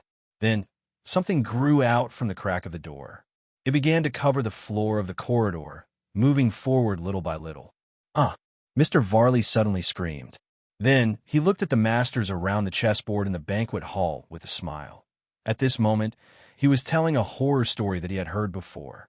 The reason was that it was too quiet here. They couldn't talk freely while playing games. So, he said that he remembered this horror story and wanted to tell it to everyone. After the female master finished screaming, she found that the person who stabbed her in the back was exactly the same as her. In this dark, rainy night, only the lightning flashed through the blinds of the room. The female master not only saw herself, but also saw herself with a hideous smile. Compared to the stab wound, her heart is more fearful. This was a short story about a haunted house. Mr. Varley smiled and looked at everyone, asking, "Do you think there are really two of us in the world?" Miss Gonglina chuckled at this time. It was her turn to throw the dice. While throwing the dice, she said indifferently, "I can't trust two of myself, but it's not impossible to have two of the same." Wally, don't you have two of the same girls at home? Of course, Tiff and Tina are twins, and they are rare conjoined twins. Mr. Varley smiled. "They are my precious property." "Is that so?" Miss Gonglina threw the dice and then arranged her servants to act. Then she said indifferently, "Lisa, I'm thirsty. Also, can you ask your master to shut up for a while and not continue this story that doesn't sound scary at all?" The butler had to open a bottle of blood-red wine from the table next to him, but he didn't mention the latter half of Miss Gonglina's words, as if he didn't hear it. As for Miss Maid, she began to tease the black dragon and the black hound on the ground. She couldn't throw the action points earlier. It seemed that she was quite bored, so she could only do this to relieve her boredom. After the episode, the game continued. At this time, the dice came in front of the butler, who had already poured the wine for Miss Gonglina. "Lisa, you should join me. You went out of the way." Mr. Varley shook his head at this time. "Did you forget again?" I don't think so." The butler shook his head at this time, but he couldn't help but hesitate when he saw that Nan Shannon's servant card didn't move toward the position of Mr. Varley's servant card. "Maybe there is." "Forget it. I'll go find you," Mr. Varley said indifferently. Mr. Varley then threw the dice, and then let the servant card move directly to the position of Nan Shannon's servant card. The black dragon and the black hound on the ground suddenly turned over at this time, trying to sell something called cuteness, but Miss Maid just threw a glove to let it pick it up. "I'm so hungry." Chessboard. Elf tribe, deep in the temple. A drop of cold sweat quietly slipped from Dr. Gorge's throat. Part of it was because of the pain in his shoulders, and part of it was naturally because of the fluctuation in his heart at this time. Mr. Varley didn't know him. To be precise, the Mr. Varley in the temple didn't know him. But he was obviously Mr. Varley. Many years ago, after defeating the Grand Duke, he was kicked out of the house for more than a month. If this Mr. Varley was the real Varley, then who was the Mr. Varley outside the chessboard? Was it also Varley? Two identical Varleys? No, not two identical Varleys, but two different Varleys. One was the Mr. Varley who only remembered defeating the Grand Duke, and the other was the Mr. Varley who had complete memory outside. But how did he do it? Was it a magic trick? In the Magician Association in the inhuman domain, there seemed to be rumors that this kind of magic was recorded. Your heart beat a lot faster. You are very nervous, right? Mr. Varley looked at Gorge at this time and suddenly said. Dr. Gorge calmed down and said, "Of course I'm a little nervous. After all, I saw you, so I was surprised and confused." "I think so too." Mr. Varley smiled slightly and said, "From the moment you saw me, I knew what you were thinking. You must be very curious about why I should be outside the chessboard as the master, but you saw me here. I really can't hide anything from you, sir." Dr. Gorge showed a flattering smile at this time. "I wonder if sir can answer this question for me." "Of course, I like to answer people's doubts the most." Mr. Varley chuckled at this time, then clapped his hands lightly twice, "But it has to be after the game." "After the game?" Dr. Gorge was stunned subconsciously. Then his face changed dramatically in an instant. He could feel that both his legs had been entangled by the roots on the ground. They were rapidly spreading upwards, and within a few breaths, his entire body was entangled. Dr. Gorge could even feel that these roots began to pierce in his body at this time. He felt that his body was being crazily absorbed at this time. Blood, body fluid, all the body water. "You, Mr. Varley, you can't kill me. I'm yours." At this moment, the roots even crawled directly into Dr. Gorge's mouth and poured into his throat. He could only stare in pain, but he couldn't say anything. At this time, Mr. Wally said calmly, "Since you are not my servant, it doesn't matter who you are. I'm not interested in your explanation." But what Mr. Varley didn't expect was that what Mr. Gorge desperately wanted to say at this time was not to explain anything, but to, "You promise to always be by my side, to hide your trump card, to secretly attack, and then turn the tables." "Where is he? Where did he go? You lied to me again." Finally, Dr. Gorge's palm froze in the air and completely withered. After that, the surrounding fibrous roots expanded again and soon drowned Dr. Gerals, who had turned into a dried corpse. Mr. Wally returned to the blindfolded woman on the throne at this time. He reached out and touched the blindfolded woman's cheek, raised his head and chuckled. "When are you going to bloom, my goddess?" As he spoke, Mr. Varley kissed the blindfolded woman's lips madly. Somewhere in the temple. At this moment, a group of guards was walking over in an orderly manner. Soon, the group of guards stopped in front of female elf, Mayfair. The entire squad of elven guards called out in unison, "Vice Captain." Mayfair nodded expressionlessly and said indifferently, Don't be nervous. I'm on leave today. I'm not on duty, and I'm not checking on your shift." The patrol team leader nodded and immediately said, "Deputy Captain, what are you doing?" "I have nothing to do. I'm just walking around," Mayfair said casually. "By the way, have you seen Captain Malik? I have something to ask him." "We just saw him again in the morning patrol," the team leader replied respectfully. "Perhaps he is preparing for the ritual in the evening." "Deputy Captain, you can go to the front hall to find him." "Got it. There's nothing else. You can continue your patrol." Mayfair waved her hand. The patrolling elves saluted and left in unison. It was only after the patrolling elves had completely left that Mayfair changed his route. Soon, this elf lady came to the living area of the guards in front of her room. Mayfair looked around. Seeing that there was no one, she took out a key and opened the door. Then she walked into the room. The layout of the room was similar. The only difference was that there was an ice-cold stone bed at the end of the room. There were even shackles on the bed. In addition, in the corner of the room, there was a coffin made of luminous stone. This was Captain Malik's room. "Captain, why did you call me here?" At the back door of the temple, this was a place with few patrol routes, because it was close to the trial road. "Nothing. I just want to discuss with you about the transfer," Captain Malik said indifferently. "Transfer?" The member of the guard team was surprised. Then his expression changed, and he quickly said, "Captain, did I do something wrong? Did you hear something? Don't listen to the nonsense outside." "I didn't peek at Deputy Captain Mayfair, taking a bath." "Who?" But at this time, Captain Malik's eyes narrowed, and he sharply looked at the pile of totem pillars that came out of the trial road. The member of the guard team reacted quickly. Almost at the moment when Captain Malik shouted, he pulled out his weapon, turned around, and walked toward the pile of totem pillars. "Captain, I'll go and see." You." Something pierced through his chest. He looked down and saw that it was Captain Malik's sword. Puff! The member fell to the ground, but Captain Malik quickly caught him. Then Captain Malik looked around and brought the corpse into the temple through the back door. Suddenly, a figure slowly walked out of the totem pillars. Her face was full of shock, disbelief, anger, and even fear. She gritted her teeth and walked up. She pushed open the back door of the temple and walked in. Hashtag, hashtag, hashtag, hashtag, hashtag PS 7484. Chapter 1806. A bit of sunlight sprinkled down. Dr. Jules suddenly opened his eyes.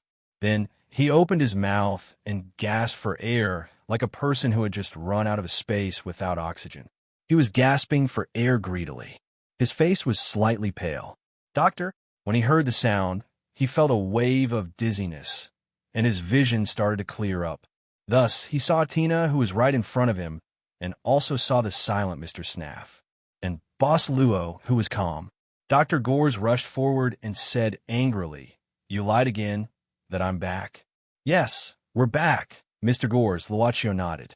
Dr. Jules, who originally wanted to grab hold of the other party and reason with him, shook his head hard and said subconsciously, "He's really back." "What time is it now, Tina?" "Before we met Mayfair, who was shot by the arrow." The maid shook her head. "I was still looking for clues in the forest. My mind suddenly went blank. When I recovered, I was back to this place this time. What the hell is going on? Didn't they say that time would only be reversed after Mephistopheles, today, or after Mephistopheles' death? But this time there's still a lot of time. Is it possible that Mayfair is dead?" Sneeve suddenly stared at Dr. Gores and asked, "Where did you go? Why do you look like this after you woke up? What happened between you and him?" At the same time, he also looked at Boss Luo with a hint of distrust in his tone. Dr. Gillis calmed himself down. "I secretly went to the temple with him.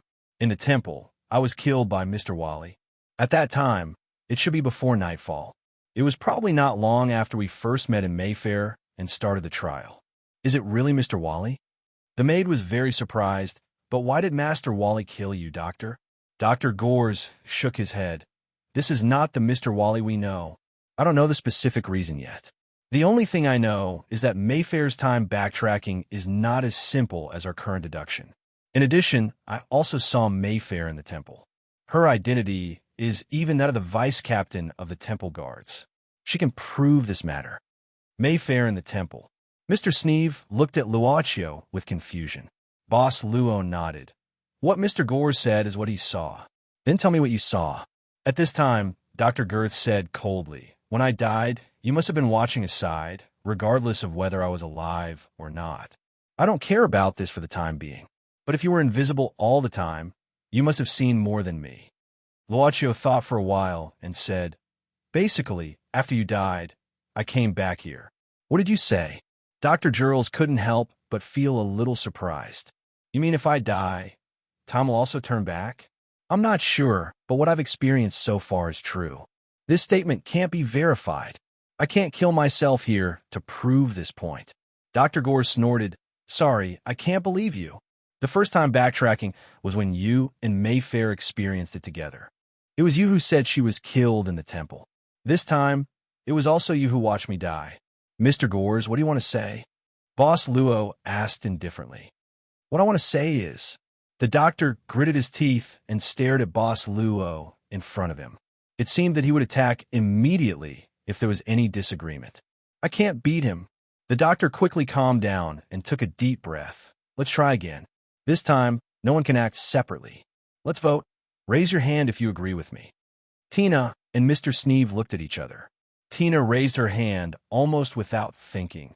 Mr. Sneeve also raised his hand after a moment of silence. The boss naturally agreed. Soon, they found Mayfair lying on the ground after being shot by an arrow at the place where they first started. Speaking of which, Miss Tina could not help but ask in confusion. Every time we found her injured and unconscious here, why didn't we find out who was the one who injured her? Indeed, all this time, no one had found a culprit. In fact, if it wasn't for someone saving her, based on Mayfair's condition, she wouldn't have been able to hold on for long before dying from excessive blood loss. Dr. Gores checked the wound again. According to the amount of blood loss, it shouldn't have been a long time since she was shot. The culprit should still be nearby.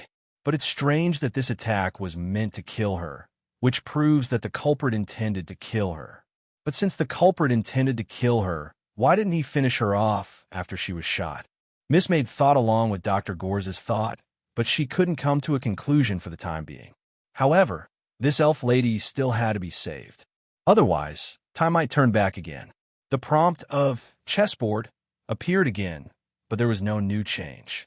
But this time, under the insistence of Dr. Gores, they didn't act separately, but decided to guard Mayfair together until she woke up. According to the visualization method she learned in the forbidden area, Nan Xiaonan searched all the way. It was so good to have a tablet fragment as a cheat. Except for the restriction of action points, she could freely choose the direction she wanted to go. Of course, if it was another master, they would have discovered the problem long ago. But in the long run, it was inevitable that Mr. Butler's memory would suddenly return to normal, and he would realize that he had long been out of his control. While thinking, Nan Xiaonan seemed to have bumped into something and had to stop her footsteps. She rubbed her forehead. She bumped into something. Astonishingly, there was an invisible barrier in front of her, directly blocking her path. Nan Xiaonan frowned and extended her hand to wipe it, wiping it all the way. The size of this barrier was actually far beyond her imagination, and even exceeded the range of her current grid's activity. However, the next tablet fragment indicated by the visualization method was on the other side of this barrier. I can't go through. How can I play this game? The immortal witch of the Otherworld's academic faction couldn't help but be dumbfounded. She was at her wit's end.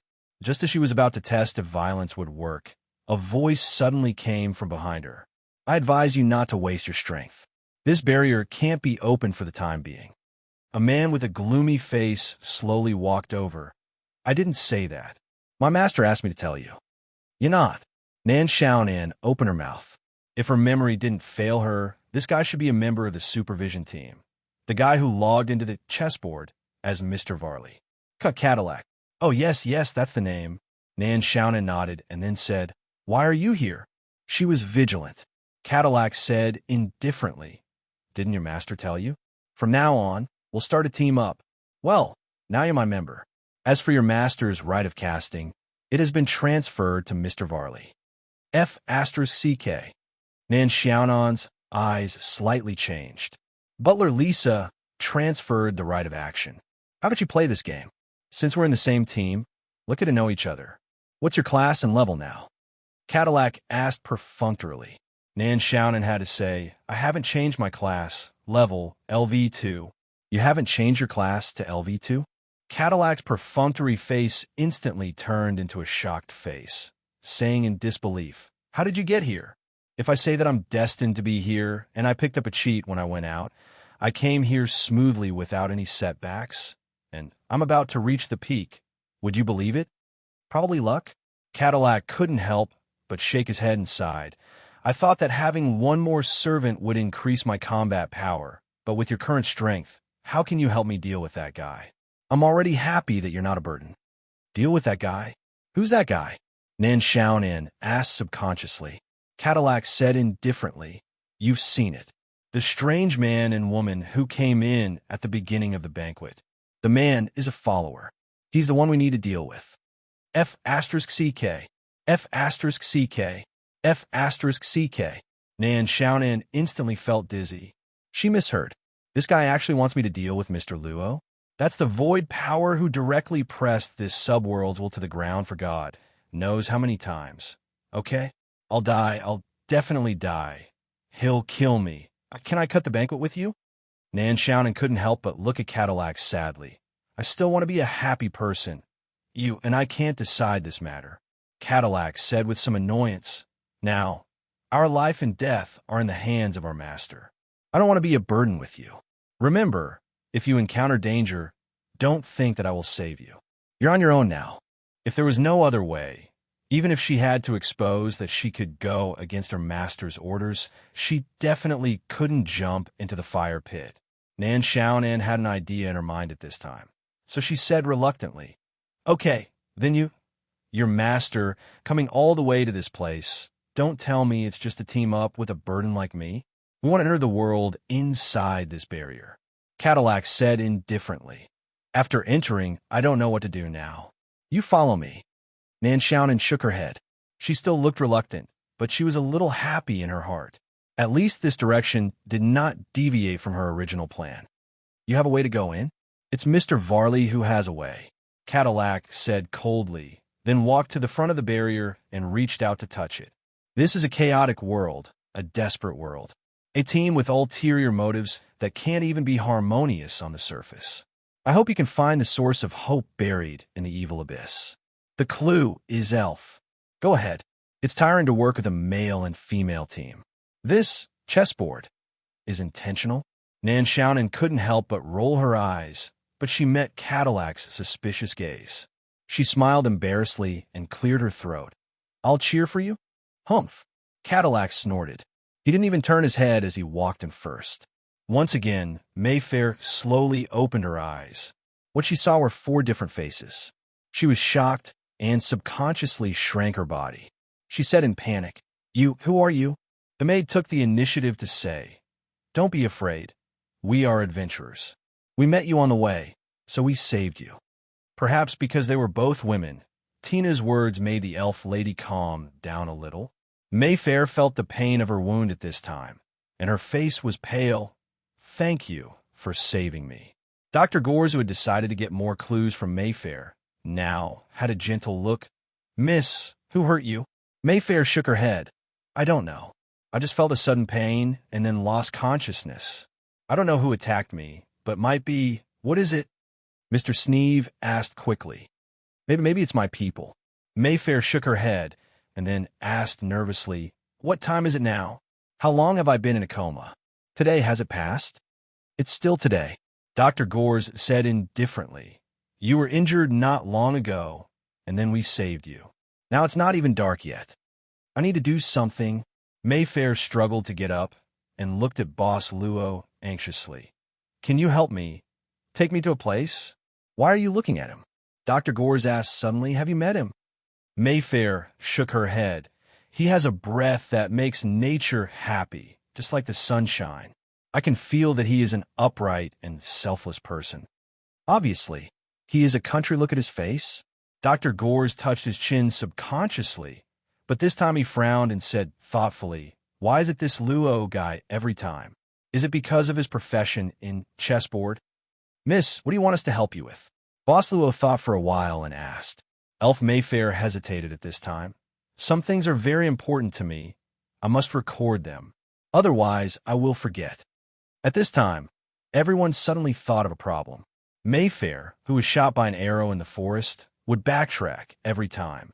And every time, she could only know that she was trapped on the same day when she accidentally walked into the treehouse in the forbidden area and opened a diary. But there was a problem. If Mayfair was only able to know that he had backtracked through the diary, then who was the one who wrote the first diary? Hashtag, hashtag, hashtag, hashtag, hashtag PS. As usual. Chapter 1807. The same thing happened again in the treehouse on the periphery of the forbidden area. The elf lady said her life experience, a sacrifice that was about to be sent to the fake god. What Mayfair said this time was no different from what Dr. Gores and the others heard last time. The only difference was that Mr. Sneeve was not thrown out of the treehouse by Mayfair, and Mayfair did not break the floor of the treehouse by stepping on it. One question, Dr. Gores said indifferently. Miss Mayfair, you don't know that you are experiencing the same day when you wake up every day. You only found this problem after reading this diary, right? Yes, what's the problem? Mayfair asked in confusion. Here's the problem. Dr. Gores frowned. Since you will forget everything that happened today when you wake up every day, then why do you believe this thing after reading this diary? Or rather, how does this diary make you believe this thing? You have to know that once today is over, your memory will be cleared. So no matter how many days have passed today, today is a new day for you. The handwriting in this diary is mine, and I even left some things that only I know. At this moment, Mayfair said with a serious face, actually, regarding this question of yours, I have also thought about it before. What I want to say is before I was injured by the arrow, I had already thought about it. In fact, I even had some doubts when I was still alive. But now, I can be certain that this diary must have been written down by me yesterday. Because you were injured by the arrow? Dr. Gores was keenly aware of something. This diary recorded that you were injured by the arrow? Mayfair nodded and said, That's right, but it's not mentioned in every article. It's only recorded occasionally. So I thought that if someone saved me, then I would be able to record this event. If not, I should have died and returned to the beginning of today. But in fact, this diary is completely blank. The maid moved the diary in front of her and opened it. Although we saw you write something with our own eyes, the ink disappeared. Nothing is shown here. How did you see it? What are you talking about? At this time, Mayfair said in surprise, Every today that I've spent is densely written here. Why can't I see it? Everyone looked at each other, but they saw that Mayfair's expression was firm and didn't seem to be lying at all. Could it be that the contents of the diary are only accessible to Mayfair? Mr. Sneeve could only come up with such a hypothesis, but he couldn't verify it for the time being. Dr. Gores said at this time, Miss Mayfair, let's put this aside. Have you ever thought about how the first diary entry was written? The first entry. Mayfair opened her mouth at this time and said subconsciously, What do you mean by how I wrote it down? Of course, it's me myself. That's right.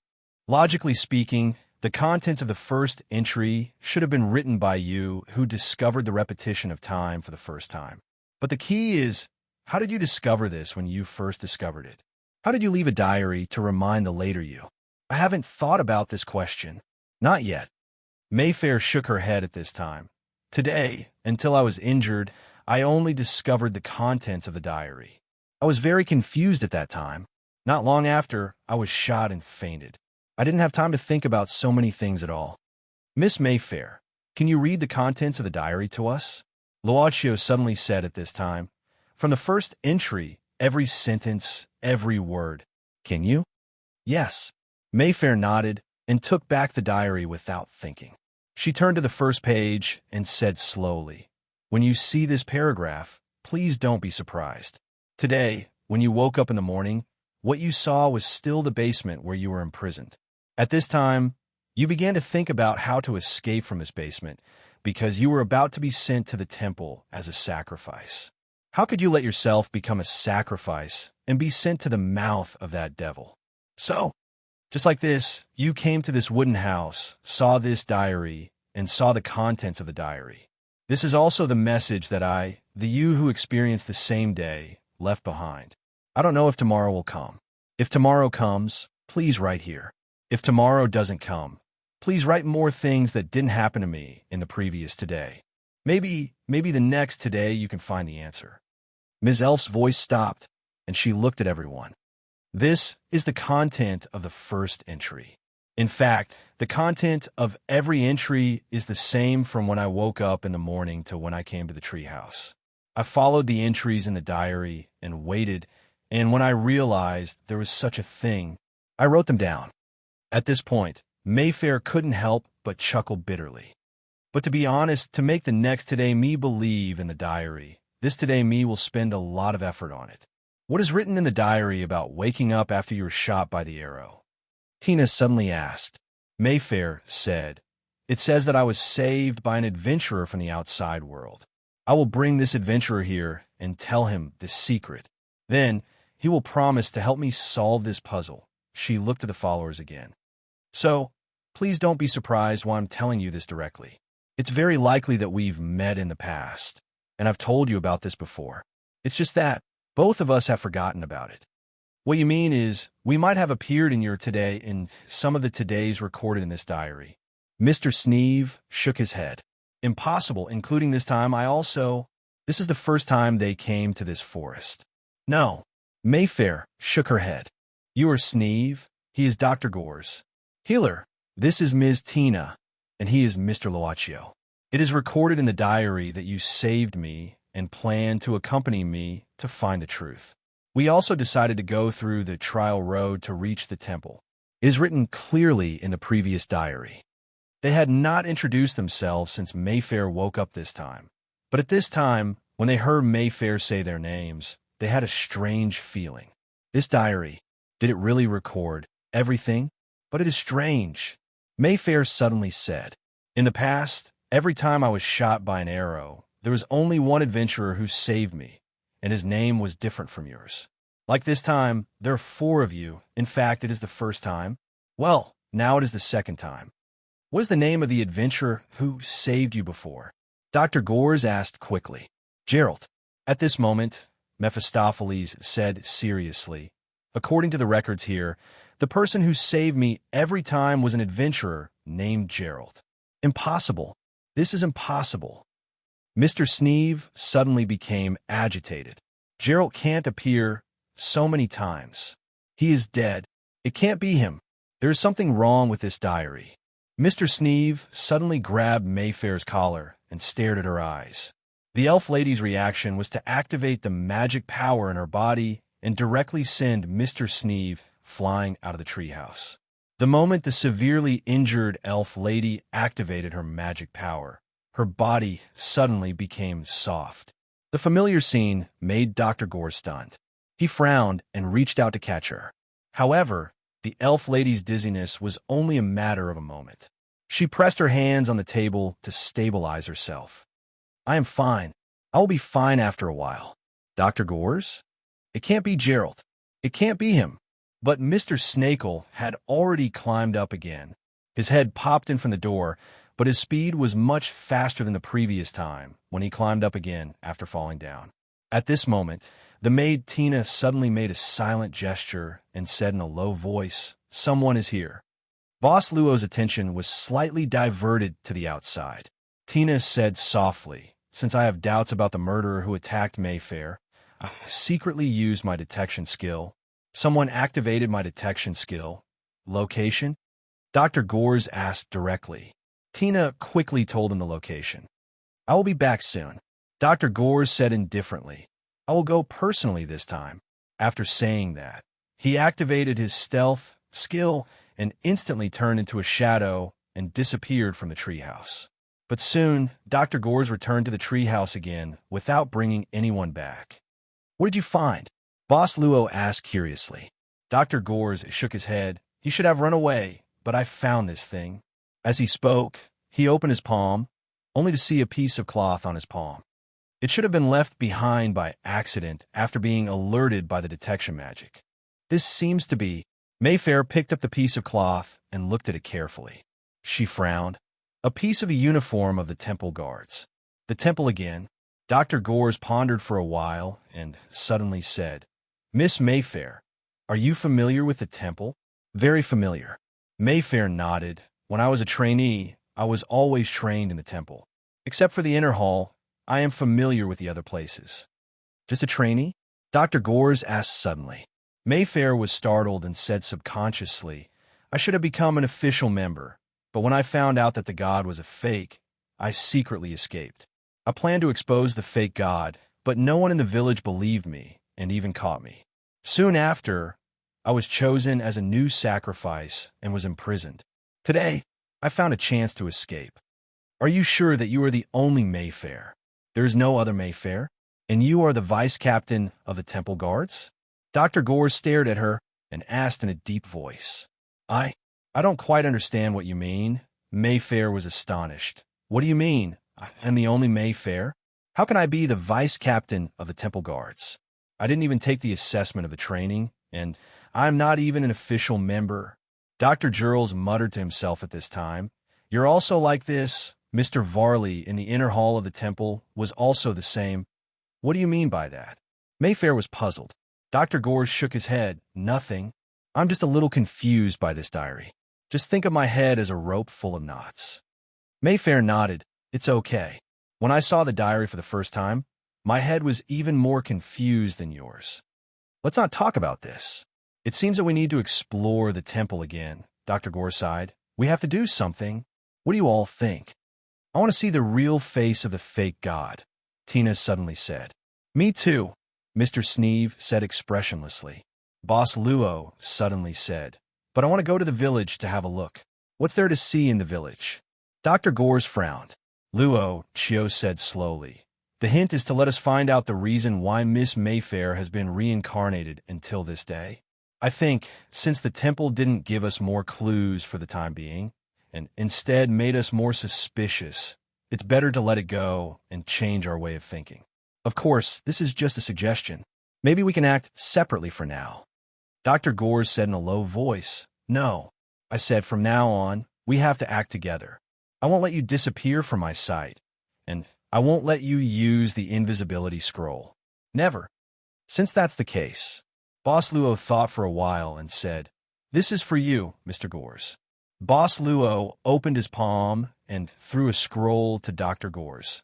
The moment he received it, he sensed the content of the scroll.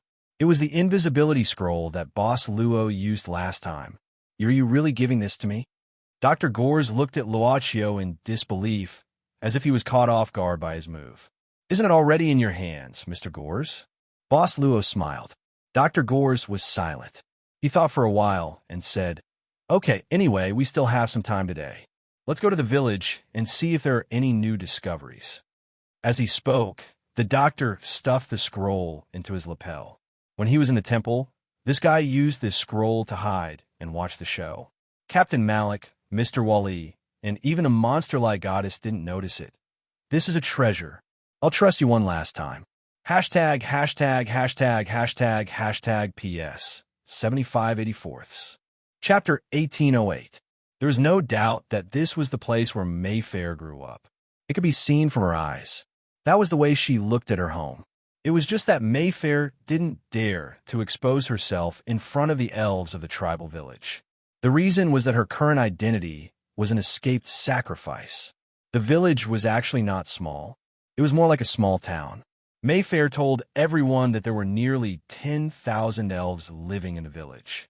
In fact, it could already be said to be a small town. I heard that Eric A's youngest daughter was elected as the new sacrifice. Yes, Eric is very happy now. He gave birth to 3 daughters. The first 2 have been named as sacrifices, and now even the youngest daughter has been elected.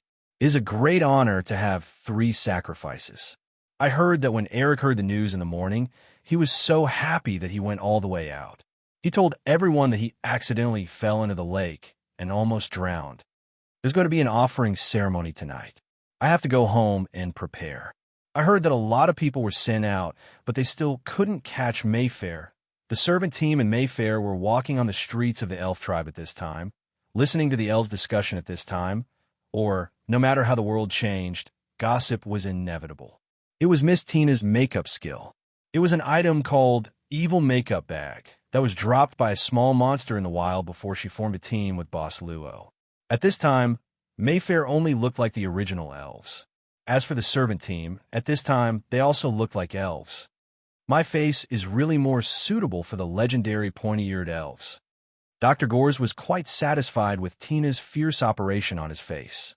He looked at the 3 flowers in his hand quite proudly. This was thrown to him by the female elves on the road. It was a token of the celebration at night, which could be used to choose one's female companion. It was generally believed that such a celebration was an opportunity for the young men and women of the tribe to get together, and the number of flowers meant the degree of popularity. In fact, the important thing was that he found that except for the flowers he received, the other people didn't have any harvest at this time. Of course, they didn't come to the tribal village for the flowers. But Dr. Gores was very happy at this moment. It felt like he won the world. Strange, is there a lot of elves around? Sneeve frowned at this time. Although he was not as ugly as before, the word ugly was removed. The maid's evil makeup artist could only help him here. I noticed it. At this time, there were indeed many beautiful elven girls with flowers in their hands. They were looking at the team. Dr. Jurls chuckled at this time. Tina, you should make me look more ordinary, although my foundation is really too good. Will you come tonight? I'll be waiting. My name is Kara. Take it. Well, thank me. Humph. It was a sea of flowers, which surrounded the temporary leader of the servant team.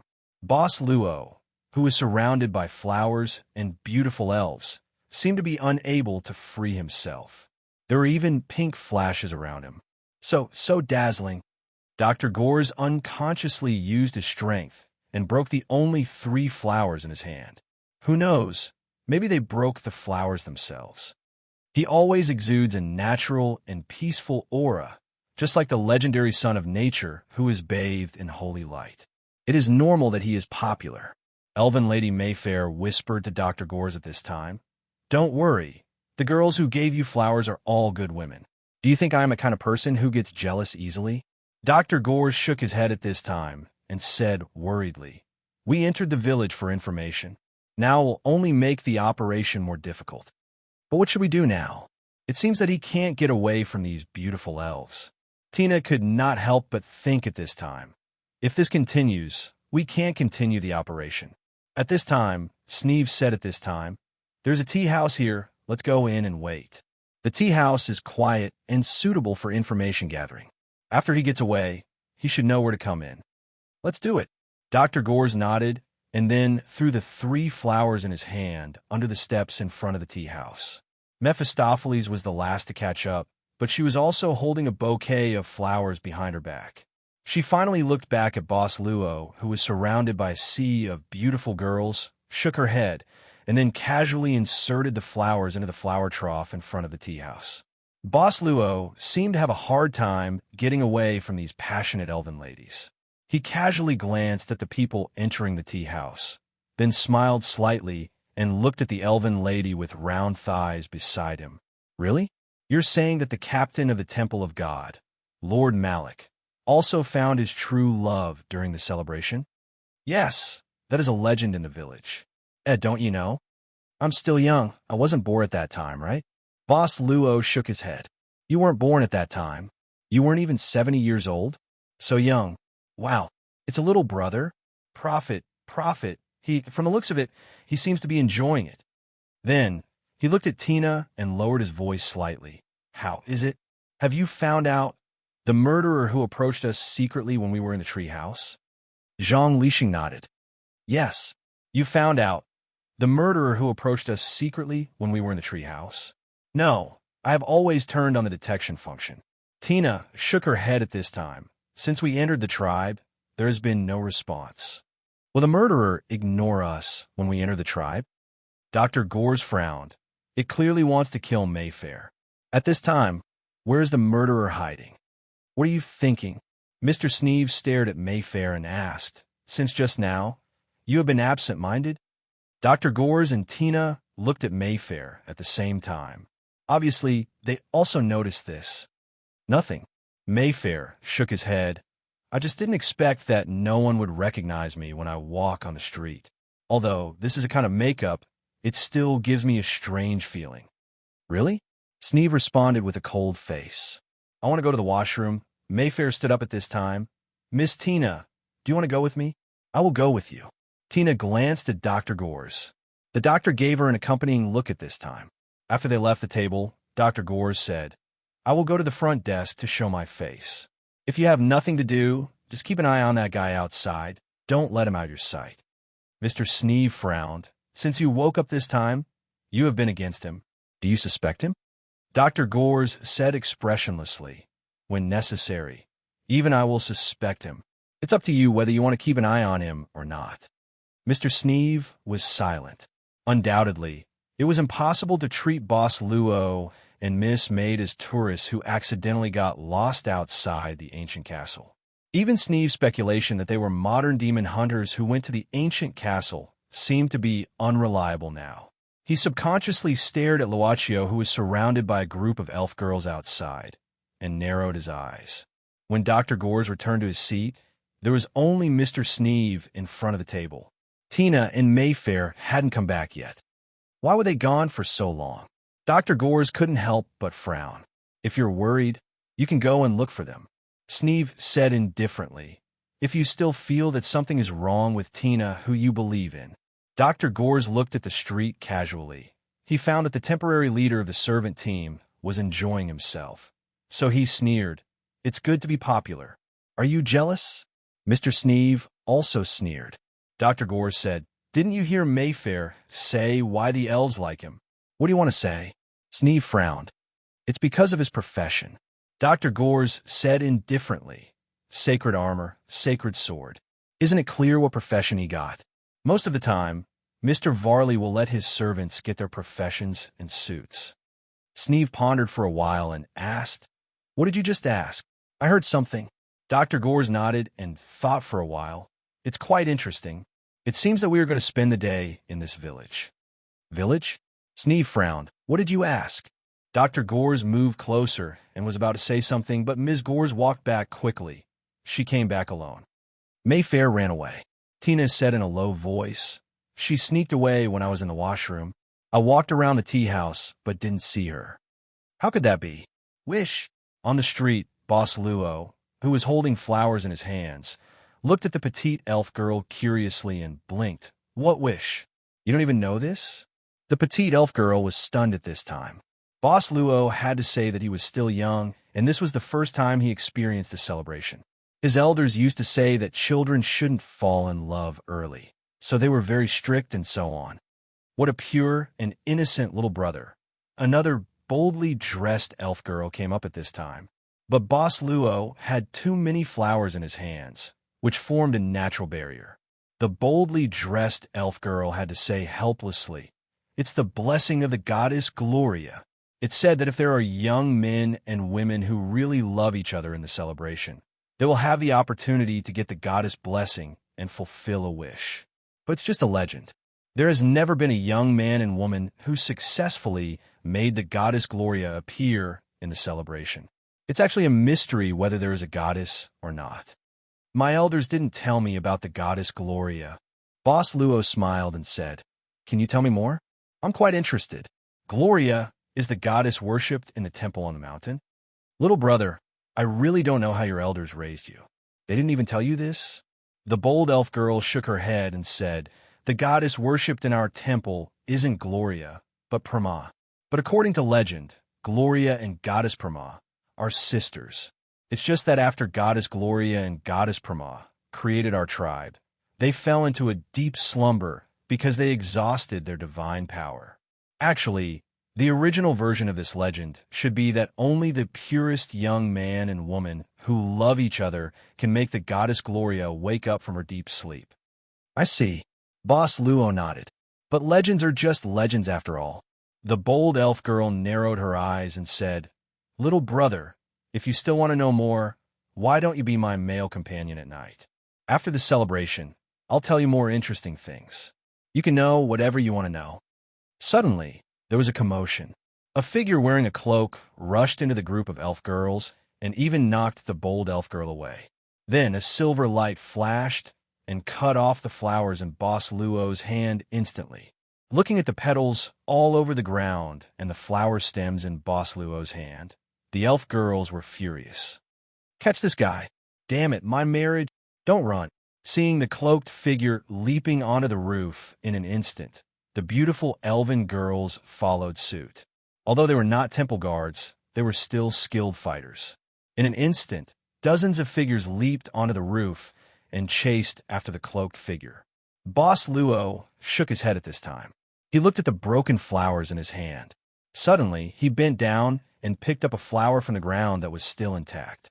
A small note was tied to the end of each flower.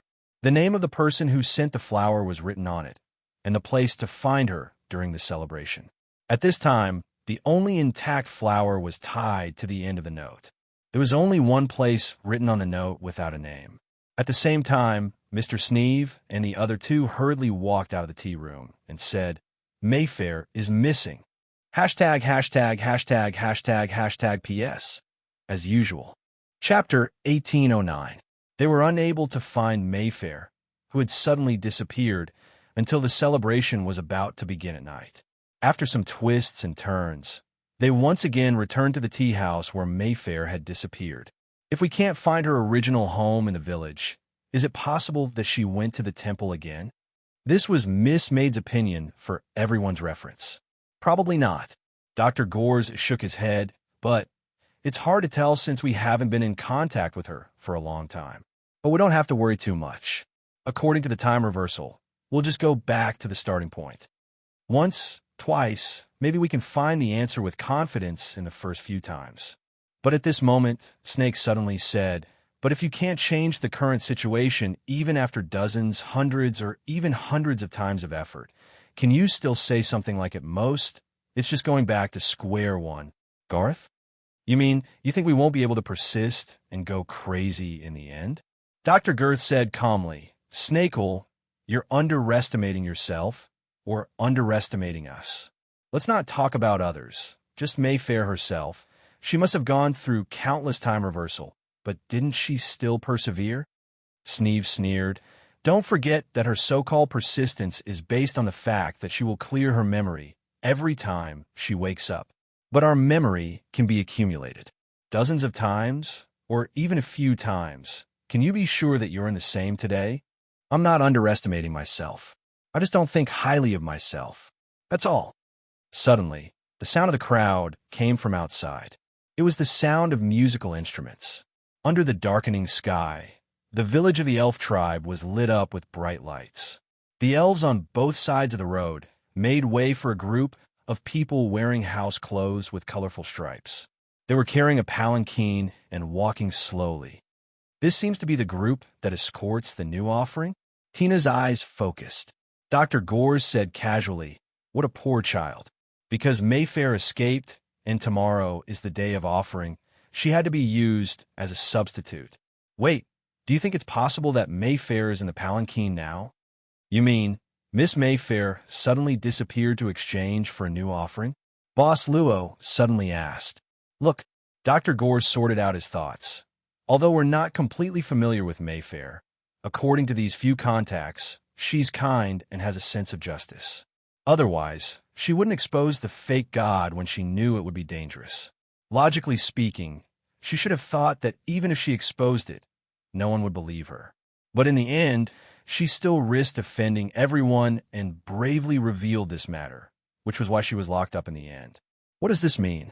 This means that she might not have the heart to see an innocent child replace her because of her escape. Even if that's the case, what can we do?" Tina shook her head. "If we stop her and don't let her do anything, we'll have to start again after today."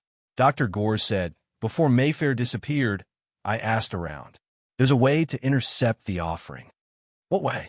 "That's to successfully express love to the offering during the ceremony," Dr. Gores said. "There's a legend about this ceremony. If someone expresses love to the offering and can get the blessing of the goddess Gloria, then not only does she not need to be the offering, she can even get happiness. Goddess Gloria? Tina said subconsciously. Is this the name of the god worshipped in the temple? No. Boss Luo shook his head and said, this is a legend. He shared the legend of the two goddesses who created the elf tribe that he collected from the elf girls. Two goddesses? Tina was startled and thought about it. Then she smiled and said, Mr. Luo is really inquiring about information. I thought you might be drowned in the sea of beautiful girls. They are more talkative, Boss Luo said casually. Sneeve shook his head and said, even if there is such a legend, the elves in the tribe are proud of being the offering. I'm afraid that even if someone intends to woo, they will be cursed by everyone, right? That's true. Dr. Gore smiled and said, so no one knows whether this legend is true or not. But there is such a rule in the ceremony. If someone wants to express love to the offering at the ceremony, he must defeat the messenger of the temple. Because the person who wants to express love is actually challenging the authority of the god, so he must be punished. Similar things have happened before, and many challengers died in the hands of the messenger, openly snatching the offering. Even if it's an ancient rule, I'm afraid it will be hated by the elves of the tribe, right? Tina shook her head and said, even if the challenge is successful, and even take away the offering lover, it will destroy the ceremony and the offering. Even if they are together, they can't get the blessing of the villagers? It's not estimated, it's definitely impossible. Dr. Gore smiled and said, do you know why Mayfair's parents lived far away from the village? Could it be? That's right. Dr. Gores nodded and said, that year, Mayfair's mother was an offering, but her father successfully took her back. In the end, because of the rules, there was no offering, and the ceremony was destroyed. Because there was no offering, the tribe was punished in the following years, and almost no crops were harvested. Until the appearance of the next offering, the situation was reversed. But even so, Mayfair's parents didn't like her, so she could only live in a remote place and had little contact with the people of the tribe.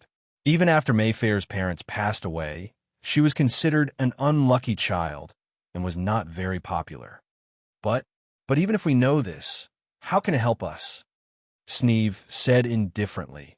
At best, it can only help us know more about Mayfair's background, which is of no help to the current situation. No, it can help us a lot. Dr. Gore smiled mysteriously and said, everyone next, let's participate in this ceremony and become challengers. Challengers? Everyone looked at Dr. Gores in surprise, but they didn't know his real intention at this time. But Dr. Gores only said that they would know when the time came. You have to believe that we are in the same boat now. What good can I get if I hurt you? Dr. Gore smiled and said, I have seen the key to the light. You know how to solve this problem? Sneeve couldn't help but change his expression. Dr. Gore stood up and said, I said, you will understand when the time comes. Well, I need to prepare for tonight's ceremony. Since we're going to rob the bride, this dress is not good. You also go to prepare, and we will meet at the ceremony. After saying that, Dr. Gerls rushed out of the tea house in a hurry. Then I will also go to prepare. Luaccio also left his seat at this time. See you two later. The maid Tina couldn't help being stunned at this time, until she saw Luaccio also walk out of the tea house. She frowned and looked at Mr. Sneeve, subconsciously saying, Mr. Sneeve, don't you go to prepare? Mr. Sneeve rolled his eyes and said, do you think that if I run up to challenge the oracle and say that I want to confess my love to the sacrificial girl, will anyone believe me? Love at dusk is not a rare thing. The maid covered her mouth and laughed at this time. How will you know if you don't try? Besides, Mr. Sneeve is still very rich. Sneeve's face slightly changed. Then he heavily snorted, slapped the table, and stood up, saying, see you later. In fact, I don't want to act with you guys from the beginning. Don't forget what you have done to me, just because this is the chessboard. Tina narrowed her eyes and smiled at Sneeve, who finally walked out of the tea house. Then she slowly ate and drank. At this time, she suddenly heard a familiar voice in her heart. Sister Tiff, you finally woke up. I woke up, but they don't know yet. Tina, Don't tell them first. I know what to do, Sister Tiff. How long do we have to wait here? Nan Xiaonan squinted at the leader of the servants at this time, Cadillac. Not long after they passed through the barrier, they stopped. They said they were waiting, but they didn't know what they were waiting for in this tree house they found in the forest. It was strange. The place where this tree house was located was actually a forbidden area. That was the forest where Big Stone was sealed. It was just that she met Big Stone on the other side of the forbidden area, and this place was on the other side. That barrier was actually filled with a small part of the forbidden area. No need to wait. Cadillac suddenly shook his head. Let's resume our action now. Mr. Varley said that we probably can't wait until today. Well, where are we going next? Nan Xiaonan asked weakly. The elf tribe. Cadillac said slowly. He said we're going to find something. Okay. Nan Xiaonan shrugged, but her eyes suddenly glanced at a box in the corner of the treehouse. Then she said indifferently, You go down first. I will come down later. Why? Cadillac frowned. Nan Xiaonan acted as if she didn't care and said, Mister, if you don't mind watching a woman solve her physiological needs, then stay and observe. With that, Nan Xiaonan directly reached out to untie the belt of her pants. Hurry up. Cadillac snorted and jumped down directly. TSK, Nan Xiaonan said with a disdainful look, You don't dare to take the benefits given to you, trash. With that, her face immediately darkened, and she quickly opened the box in the corner, then took out a thick diary from it. This witch of the other world's academic school narrowed her eyes at this time, and took out another fragment of the slate, and directly put it on the diary. Instantly, the diary suddenly lit up. It turned into another fragment of the slate, but the appearance was different. Although I don't know why Mr. Varley is waiting here, but he helped me find the second fragment. Sure enough, my luck is here. I can't stop it. She quickly put the two fragments in her arms. When the second fragment was found, she had already sensed the general direction of the new fragment. Are you done? I have a lot of water. Nan Xiaonan appeared in front of the treehouse at this time. Aren't I coming down now? After the evening on the moon, well, there was no moon in the dimension where the elf tribe was. But the atmosphere was right. Those young men and women who were going to be together in the upcoming celebration were now together in pairs, in the alley, under the eaves, or beside the small bridge. Boss Luo, who was enchanted by the spell of disguise, now walked to the back of an abandoned house.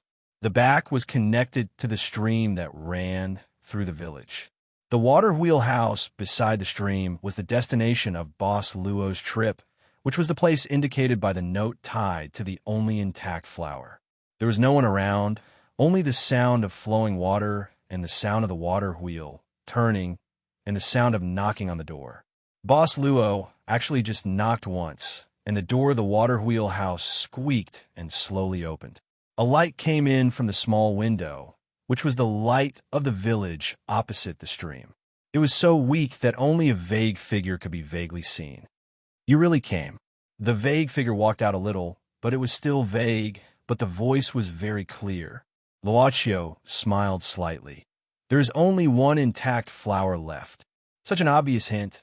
I think if I don't come, it will be disappointing. Don't worry about the things here. The vague figure said faintly, No matter how many times you come, the result is the same. This is a nightmare that won't wake up, and there won't be a tomorrow. Anyway, you came here just to take one thing. Take it, and then go back to the treehouse.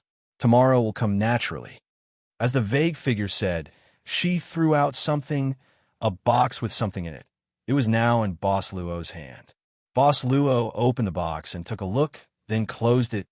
I am curious about one thing. Do you like sweets? Yes. The vague figure said indifferently. I see.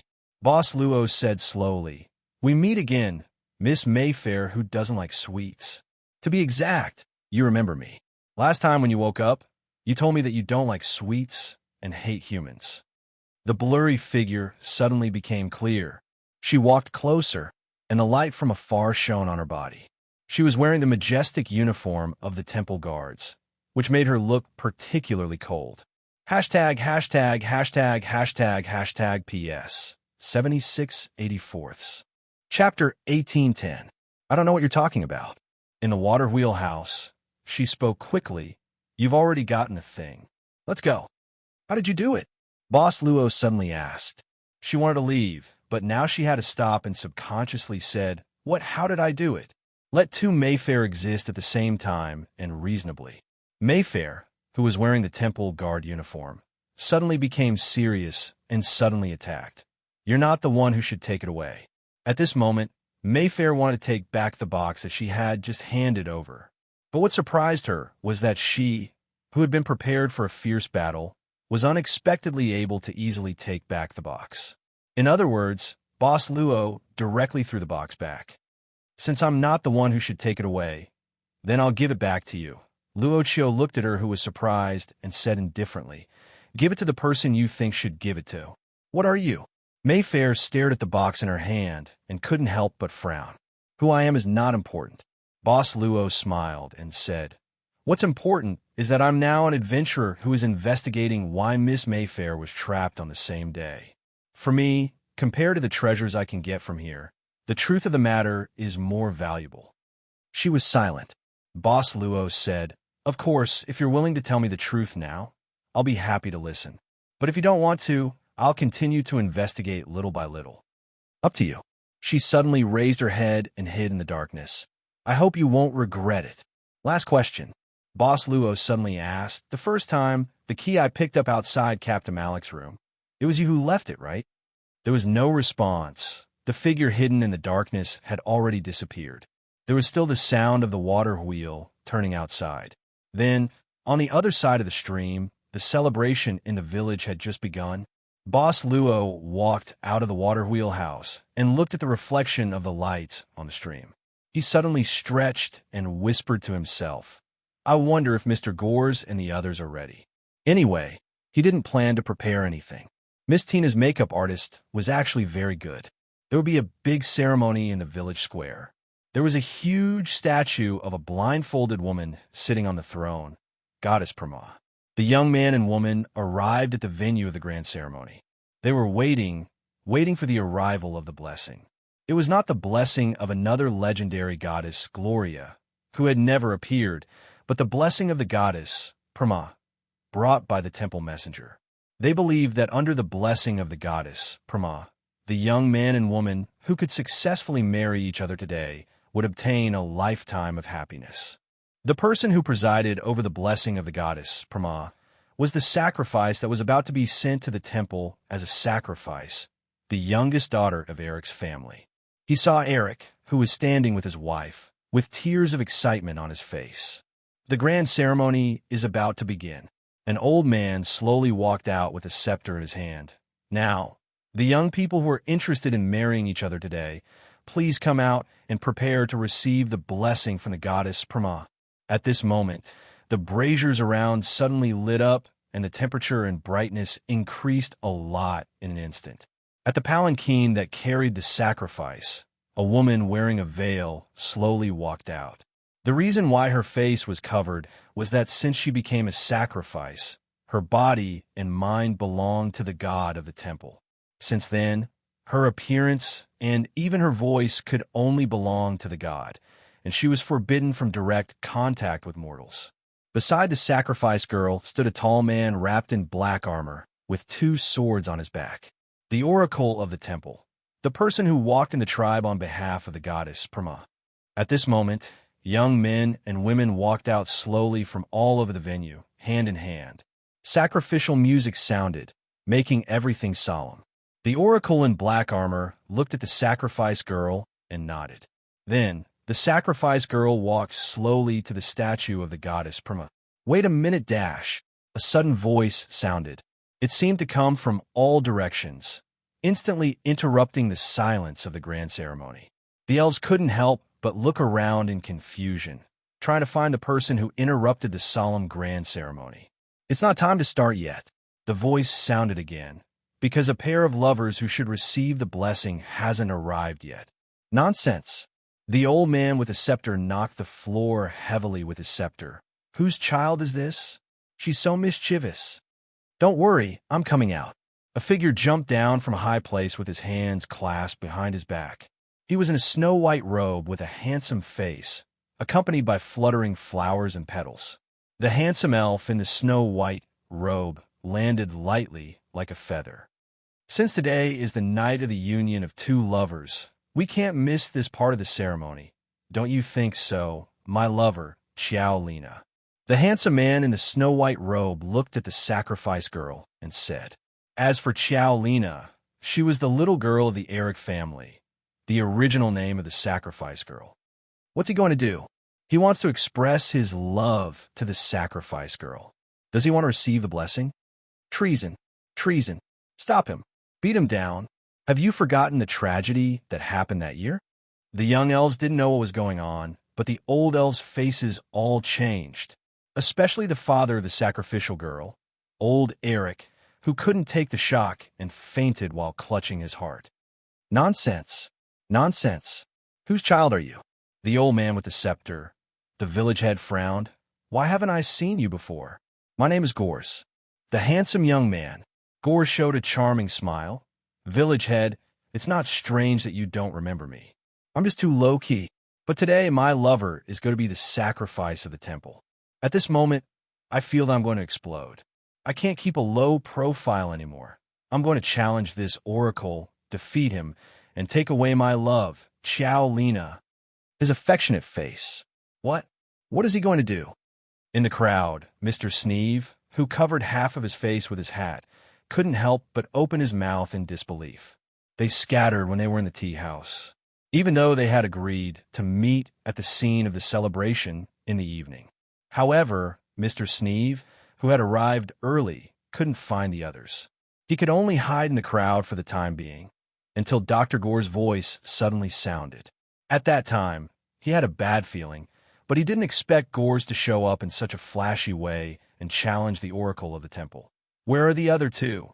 Mr. Sneeve tried to find Tina and Luaccio in the crowd. However, Gore's declaration was so shocking that it caused quite a commotion in the crowd.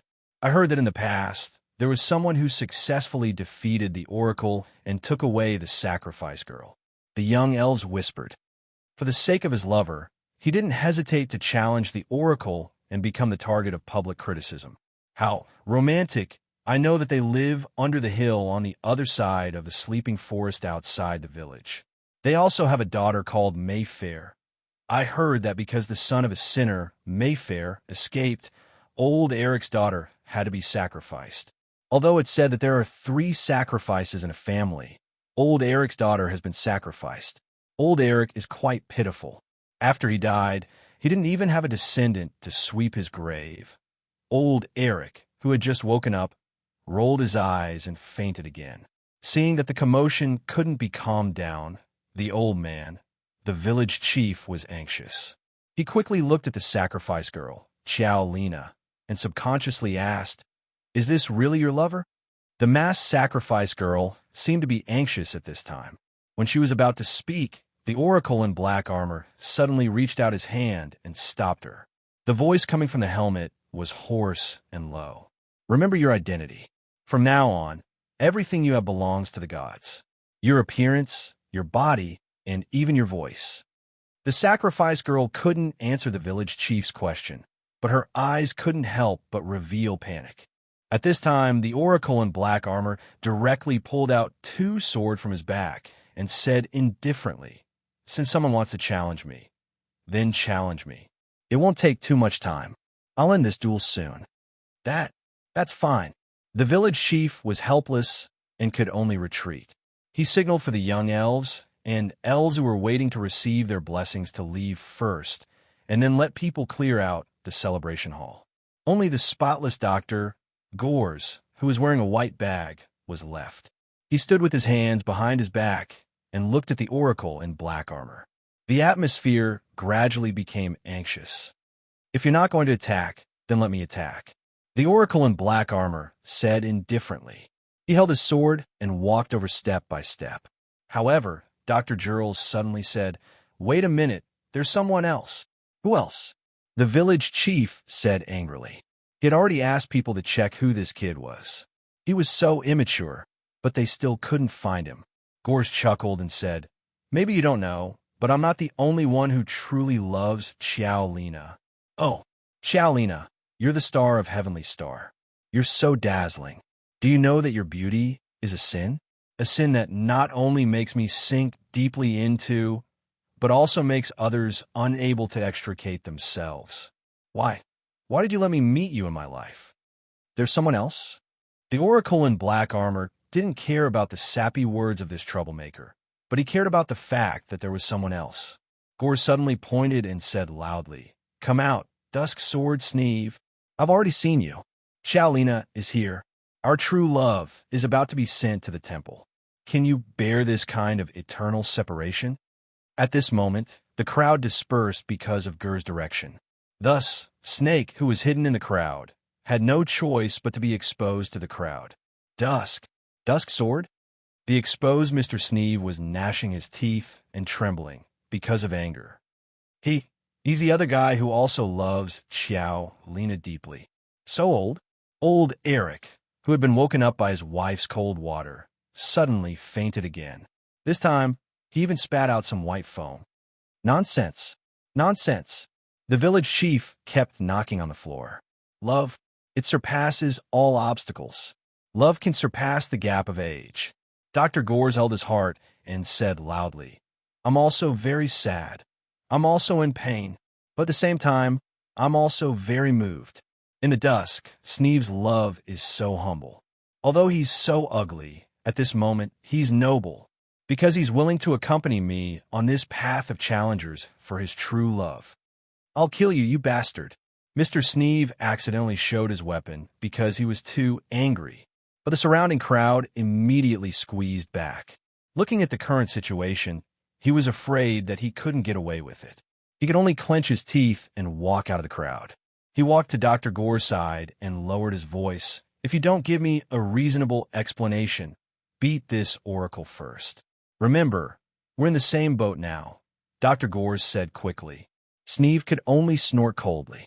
The oracle didn't seem to care about one more challenger and wasn't in a hurry to attack. "Can we start? If there's no one else, I'll end this farce immediately." At this time, a figure quickly flashed over. It was a cute female elf with a petite figure. Since they're all here, I can't just ignore it. The female elf, Tina, who was dressed as a maid, smiled at this time. "Count me in this challenge. I also want to fight for Lena." "Nonsense, nonsense." At this time, the old village chief knocked his scepter again. But before he finished speaking, he was interrupted by old Eric, who woke up. This glorious person who had 3 sacrifices angrily pressed the old village chief down and screamed, "Nonsense! This is nonsense!" This time, old Eric didn't faint. Instead, he looked at his wife angrily. "You taught your daughter well. One is fine, but now even an old guy, a woman is here. Why is her taste so bad?" When he thought that his daughter might be doing something with these 3 guys, it was old Eric's wife's turn to foam and faint. ######PS. As usual. Chapter 1811. It seems that everyone is here. I have thought of the lines to introduce you properly. Tina, you are very cool tonight. Doctor's introduction is unnecessary, Miss Maid said with a smile. But if everyone is here, isn't there one person missing? Dr. Gores looked around and shook his head. If he wants to appear, he should have appeared. There is no movement at this time. Let's leave him alone. What we need to do now is to defeat this oracle. Sneeve frowned. Do you suspect that Mayfair's time reversal has something to do with this celebration?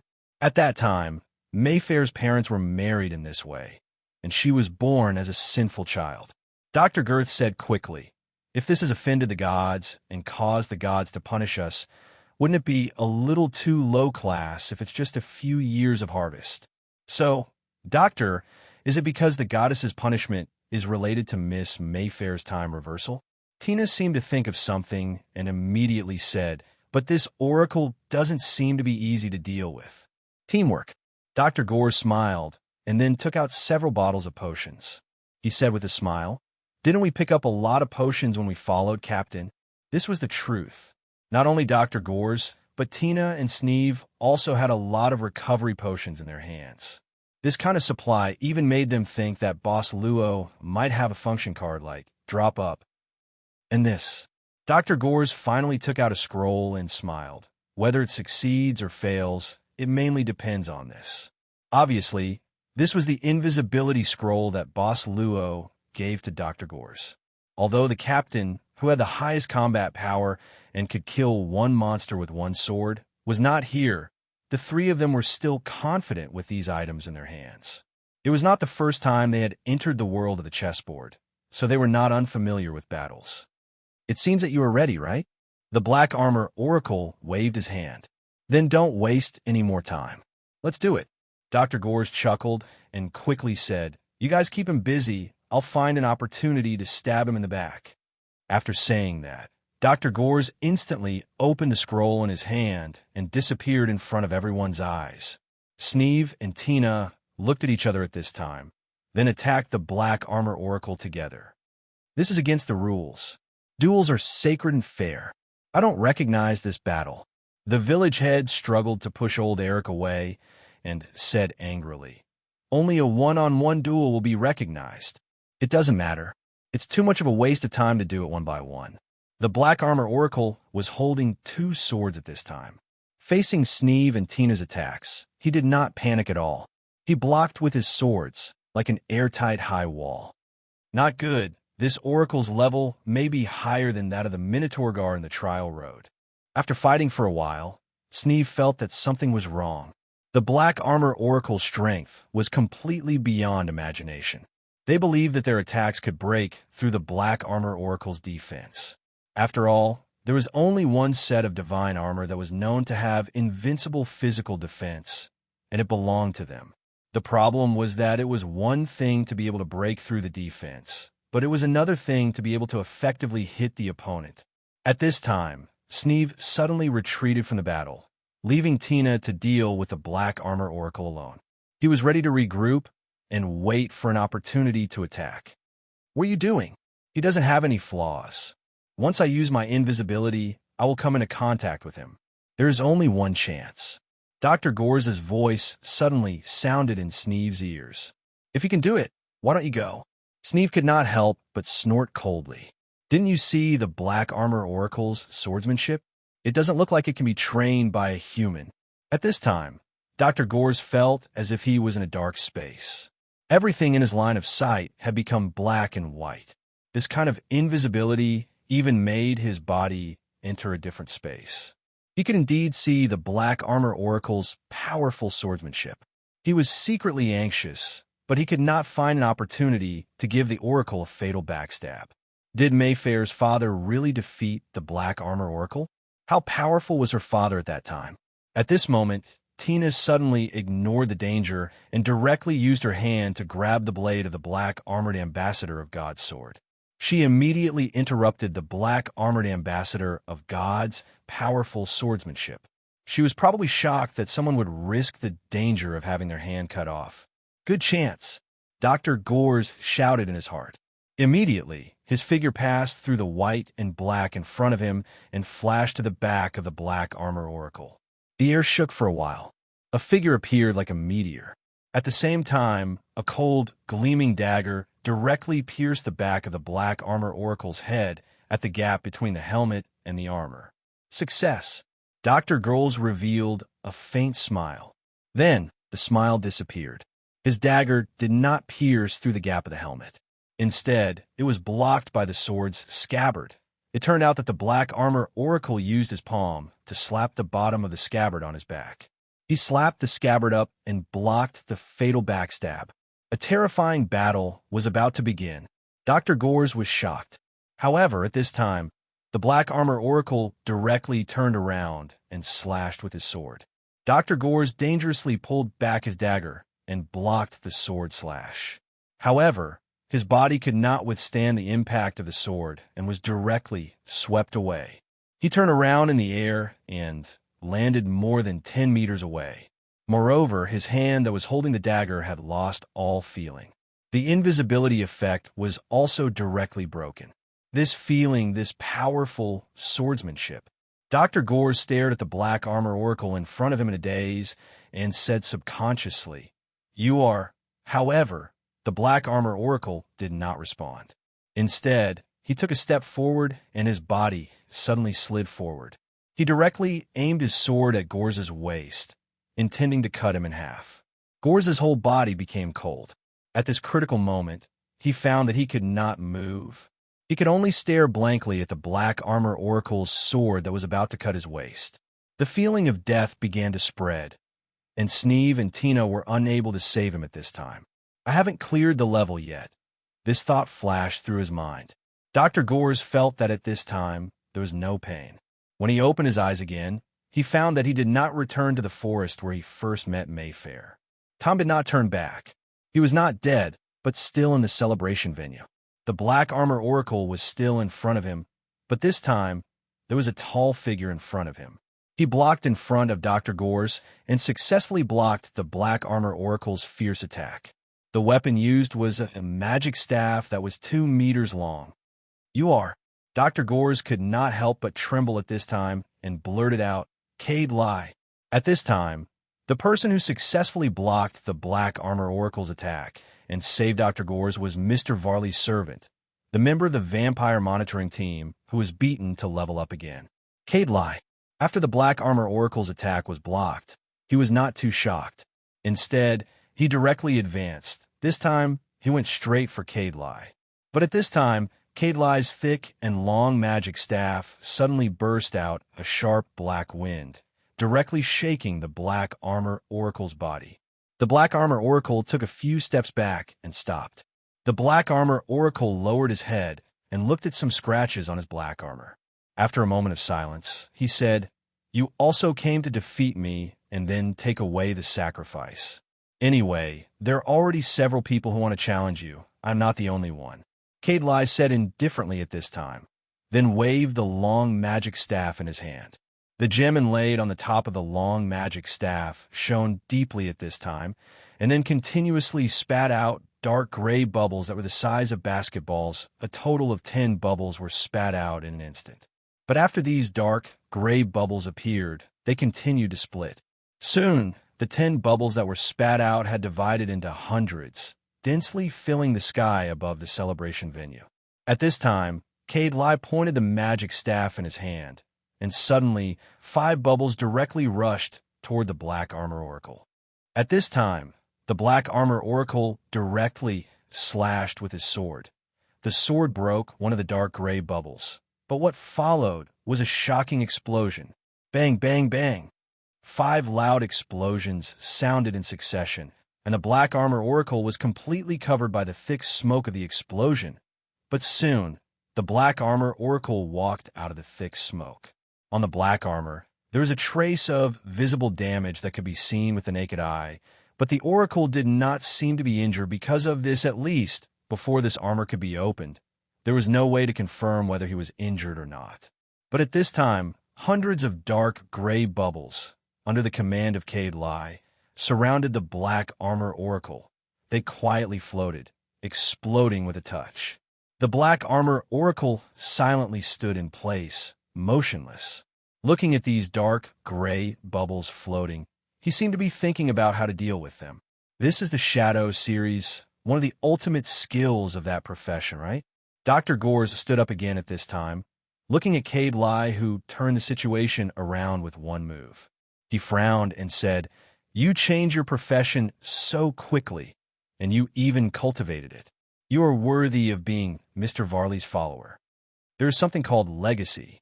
Cade lie said indifferently, "It should be said that your master, Mr. Varley, has left too many legacies here. No wonder no one has ever been able to win against him here. This is an equal contest from the beginning." Looking at the Black Armor Oracle, who was trapped by the dark gray bubbles and temporarily unable to move, Dr. Gores thought for a while and said, "What is the purpose of Mr. Varley asking you to come here? I'm not interested in telling you that we are not on the same team now." Cade lie said indifferently, "Since entering this place, I have lost contact with my master. The only thing I can do is to follow his orders recently. Needless to say, I can probably guess it," Dr. Gores suddenly said. "Now, let's defeat this oracle first." "Okay." Cade lie nodded and immediately waved the staff in his hand. The grayish-black bubbles that were quietly floating suddenly moved. Hundreds of bubbles rushed toward the black armor oracle at the same time. Danger! The old village head screamed. Everyone run! These bubbles, only a few of them exploded, and it was already quite terrifying. If hundreds of them exploded together, perhaps the entire celebration venue would be boom. A terrifying pillar of fire instantly shot up into the sky amidst the black smoke. The resulting impact instantly engulfed the entire celebration venue. After the disaster, the celebration venue was almost destroyed by the impact. There were flames everywhere, and the gathered elves fell to the ground due to the shock, wailing in pain. Sneeve and Tina were blown far away due to the impact of the explosion, and they were busy taking potions to recover. Dr. Gores was very smart, and he hid behind Cadelai. If this guy had the ability to launch such an attack, he would naturally be able to survive it. Sure enough, although the explosion was powerful, Cadelai was unharmed. Even Dr. Gores looked refreshed at this moment. No wonder it is one of the few ultimate professions in the game chessboard. Dr. Gores shook his head at this moment. It seems that Mr. Varley is determined to win this time. In terms of dealing with my unfortunate captain, I will pay back double for the previous sword attack. Cadelai snorted coldly. But you didn't seem to be with him. We were separated for the time being. Dr. Gores said calmly, or maybe we were hiding on the side, but after seeing the power of your skill, we decided to hide. After all, the holy set doesn't have a high resistance to magic attacks. It doesn't matter. We will meet sooner or later, Cadelai said calmly, and he immediately looked at the center of the explosion. After the thick smoke, a figure was still standing there. Cadelai couldn't help but frown, and he waved his long staff again, looking like he was ready to attack at any moment. In the deep pit, the black-armored oracle was still standing straight. However, the armor on his body was full of cracks and shattered. Pieces of black armor instantly fell off from the body of this black-armored oracle. "It is indeed you, Captain Malik," Dr. Gores chuckled. "I have only seen such powerful sword skills here once." In the deep pit, Captain Malik, whose armor was shattered, suddenly raised his head at this time, destroying the celebration venue, blaspheming the majesty of God. Sentence. After that, Captain Malik seemed to be suffering from some kind of pain. His skin and flesh began to bulge. In an instant, something broke out of his flesh and blood. That was actually the roots of plants. Outside the celebration venue, a figure lying on the roof of an elf's house was watching the battle in the venue while clicking his tongue. Oh, it seems to be a common thing. After defeating once, he will immediately undergo a second transformation. Nan Xiaonan took a snack at this time and ate it with relish. "What are you eating? It smells so good." "I just got it from a small stall at the celebration." Nan Xiaonan was shocked at this time and almost swallowed. She opened her eyes wide and turned her head. Mr. Luo? She recognized it at a glance. Even if Boss Luo had used witchcraft to disguise himself as an elf, how could there be such a good-looking elf? "Hello, Lady Nan." Boss Luo smiled and said, "You? Mr. Luo, why are you here?" Nan Xiaonan swallowed her saliva and asked subconsciously. "There were too many people at the celebration, and I couldn't see clearly, so I chose a higher position," Boss Luo said casually. "I didn't expect to meet Lady Nan here. What a coincidence." "What the hell?" Nan Xiaonan swallowed her saliva again quietly and then turned her eyes. But at this time, the two slate fragments hidden under her clothes suddenly lit up. At the same time, the small bag hanging on Boss Luo's waist also lit up with the same light. "You? What's this?" Nan Xiaonan asked nervously at this time. "This?" Boss Luo took out the slate fragment from the small bag and smiled. "I picked it up on the road. It seems to have broken off from something. I thought it was interesting, so I kept it, thinking if I could find something else in the future. I didn't expect Lady Nan to find it. By the way, Lady Nan, you haven't told me what you're doing here." "I'm here to—" Nan Xiaonan glanced at Boss Luo's small bag again.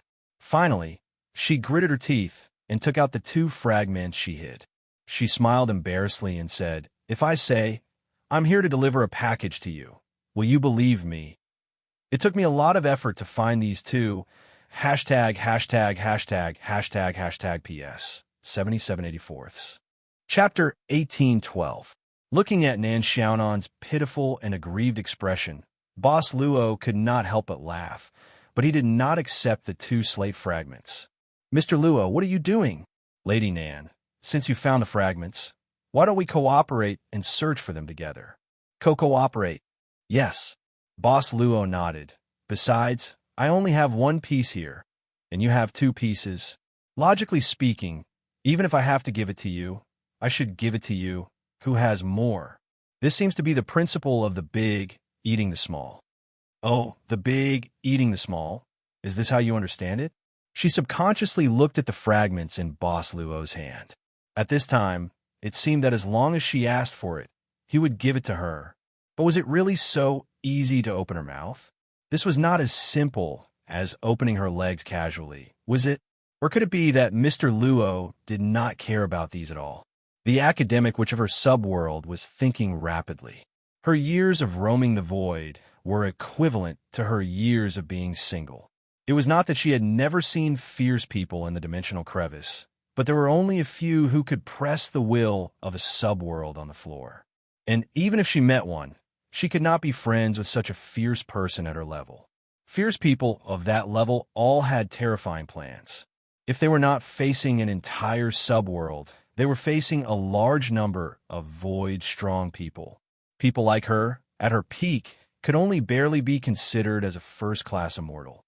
A distance between her and the top was like the gap between a gay man and a lesbian. If that's the case, Nan Xiaonan quickly made up her mind. Cooperation is not a problem. "Mr. Luo, after collecting these fragments, let's share the profits equally, okay?" She knew that these fierce people of the void had a characteristic, which was that they did not take advantage of others easily. They were more rational in doing things. It was difficult to get close to them, but if you found a way to get close, they were very reliable allies.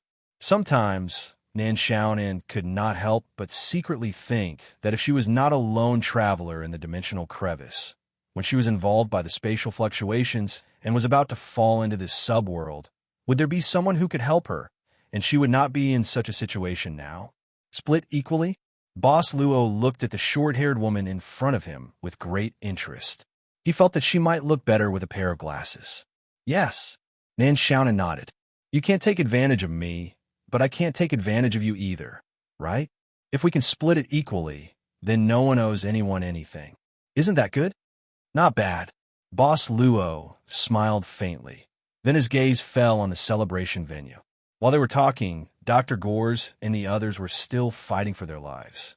Nan Xiaonan was deep in thought at this time, and suddenly said, "It seems that Mr. Luo has directed a good play." "It wasn't me." Luochio shook his head at this time, and then said casually, "But maybe it's also me. Maybe I thought so unintentionally." "Lady Nan, you've been walking in the cracks between dimensions for such a long time. Have you heard of fate?" "Fate?" Nan Xiaonan frowned subconsciously. "I don't know if Mr. Luo's fate refers to the development process of the subworld, or the fate in the void." "The fate?" It sounded like he was referring to someone, not something. Boss Luo said calmly at this time, "What do you think?" Nan Xiaonan couldn't figure out Boss Luo's meaning, so she thought for a while and said, "Generally speaking, the fate of the subworld is fixed to the development process of the subworld. Usually, if we can reach the scope of the world's will, we can analyze the so-called future of the entire subworld through its core. Because this is arranged like a set script. With Mr. Luo's means, he shouldn't just refer to such a simple script." Boss Luo didn't make sound. After Captain Malik's second transformation, his strength instantly increased a lot. At this time, the new follower of Mr. Varley, Cade Riley, had to use his power to fight, and the battle became lively. "Is this the so-called dark transformation?" Nan Xiaonan glanced casually, muttered, and then said seriously, "I think the fate that Mr. Luo is referring to should be the one in the void. It's called fate, but it should be the incarnation of fate. There is a legend that the incarnation of fate can even control the life of all creatures in the cracks between dimensions and can also change their lives. Many powerful beings in the void are looking for fate, wanting to change their fate. Mr. Luo, Are you also interested in fate? Now I am. Boss Luo said softly. Nan Xiaonan blinked. What the hell is now? But she quickly shook her head. These powerful beings in the void were all mysterious. On the other hand, if they weren't mysterious, they wouldn't be called powerful beings in the void. Right? Nan Xiaonan thought for a while and said, when I entered the roaring forest, I accidentally found the forbidden area, and then I got the method to find a remaining fragment from there. It was a guy who was sealed here who told me. His name is Big Stone, but I'm afraid this is just a fake name. Mr. Luo is very knowledgeable. I don't know if you have any opinions on this matter, or if you have heard of something similar, and think of something like that. Big Stone. Yes, he said he was pressed under a big stone. Because it was too long ago, he forgot his original name. So he simply called himself Big Stone. Could it be a monkey? Boss Luo couldn't help but smile. Monkey? Nan Xiaonan couldn't help but open her mouth. What monkey? Nothing. Boss Luo said at this time, Lady Nan, your captain seems to be in a bad situation. Aren't you going to help? Nan Xiaonan shrugged and said, Mr. Luo, don't you think this is a good thing? This guy's master is the owner of the castle. If he dies here, the outside of the chessboard should be very interesting, right? It seems that if you want to team up with Lady Nan, you have to be careful. Boss Luo looked at her at this time. Nan Xiaonan's face changed slightly and immediately said, I'm just a poor person who has no one to rely on, wandering alone in the void. I really don't have any intention of harming people. But even if I don't have any intention of harming people, I have to have a little bit of self-protection. She stretched out 2 fingers and pinched a distance of about 3 millimeters. It's really just a little bit. Is this snack delicious? Boss Luo directly changed the topic. Mr. Luo, do you want some too? Lady Nan directly took it over and immediately took out 2 bottles with a sweet smell of alcohol from who knows where and directly put it on the guardrail. Snacks and alcohol, there was an internal smell. Oh, it's almost time. Boss Luo suddenly said at this time. Nan Xiaonan subconsciously asked, What's almost time? Boss Luo indifferently said at this time, It's almost time to do it again. What? This battle is very difficult. Don't be careless. Dr. Gores took the opportunity to meet up with Tina and Sneeve. But the battle between Cadillac and the mutated Captain Malik was something they couldn't intervene for the time being. Cadillac's new profession not only had cool skills, but also a large area of effect. As for Captain Malik, after he mutated, his roots inserted into the ground and then suddenly shot out from the ground, which was impossible to guard against. Where's our captain? Tina was a little injured. At this time, she covered her left shoulder and frowned. I don't know, but logically speaking, with such a large area of effect, it's impossible not to notice. Dr. Gerls quickly speculated. Maybe he saw Cardil and hid consciously. Did you see that? The Cardil that came back is obviously targeting that guy with the surname Luo. This shadow magic attack is too terrifying. He's probably worried that he might not be able to deal with it. But I guess he may be hiding nearby. If it were me, I would probably wait for Cadillac and Malik to fight to a certain extent, and after both sides are injured, then kill and directly kill a wave of people. Sneeve didn't listen to Dr. Gors's reasonable speculation, but his eyes were fixed on the battle between Malik and Cadillac. At this time, Dr. Gores suddenly activated the skill to move forward, turned into a shadow, and went around the battle point. He was approaching the girl who was going to be sacrificed on the mountain as a sacrifice, the youngest daughter of old Eric's family. What does he want to do? Sneeve frowned at this time, but it was too late to stop him. Not far away, when Dr. Gores, who turned into a shadow, arrived, he saw the sacrificial girl lying on the ground. Her legs were stretched out and pressed by the fallen planks, and she was trying to push the planks away with all her strength. Let me help you. Dr. Gores appeared like a prince with a bright smile on his face. He lifted the planks on the ground with both hands, and without waiting for the sacrificial girl to react, Dr. Gores directly carried her by the waist and jumped out. The landing point was behind a half-collapsed house wall. Are you okay? Dr. Gores put down the sacrificial girl and stretched out his hand to tidy up her messy hair. You're so stupid. Do you think becoming a sacrifice can solve the problem? You don't know that I came here for you. Do you think I'll just watch you be sent to the temple? I can't do that. Dr. Gores looked like he was heartbroken. Maybe you don't know. From the first time I saw you, your appearance has been engraved in my heart. I know that even if I'm given 100 years, or even 1,000 years, I won't be touched like this again. Because even if I find you in time, that person won't be you. I don't want to give up, so I'm here. He looked at the sacrificial girl in front of him, stretched out his hand, and gently lifted the veil of the sacrificial girl. I don't care about any punishment, and I don't care if I offend the gods. I only want. Hey, who are you? The veil was lifted. Appearing in front of Dr. Gores was an elf girl with tears in her eyes, a few small freckles on her face, and a pair of particularly plump lips. The moment the veil was lifted, the elf girl exclaimed, and then hugged Dr. Gores tightly, sobbing, I know. I saw your heroic appearance when you appeared, and your courage to challenge the oracle for me. You got injured for me. I saw it all. Although I don't know you, I know it. You must have been hiding in a corner, looking at me affectionately all the time. Why are you so silly? Why don't you show up in front of me and let me know your feelings? I'm going to die. I'm going to die because of your courage and your affection. Please take me away, even if I have to face the punishment of the gods. Aren't you Mayfair? Dr. Gores wanted to push the elf girl away, but unexpectedly, the elf girl hugged him tightly like an octopus. Mayfair? Who is Mayfair?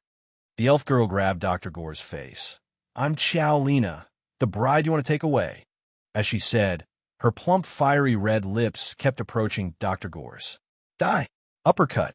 The sacrifice girl, Lena's chin was severely injured, and her whole body was directly hit into the sky, and then fell to the ground with a puff sound and fainted. Dr. Gores fiercely wiped his face, and then looked over with a pale face. What's going on?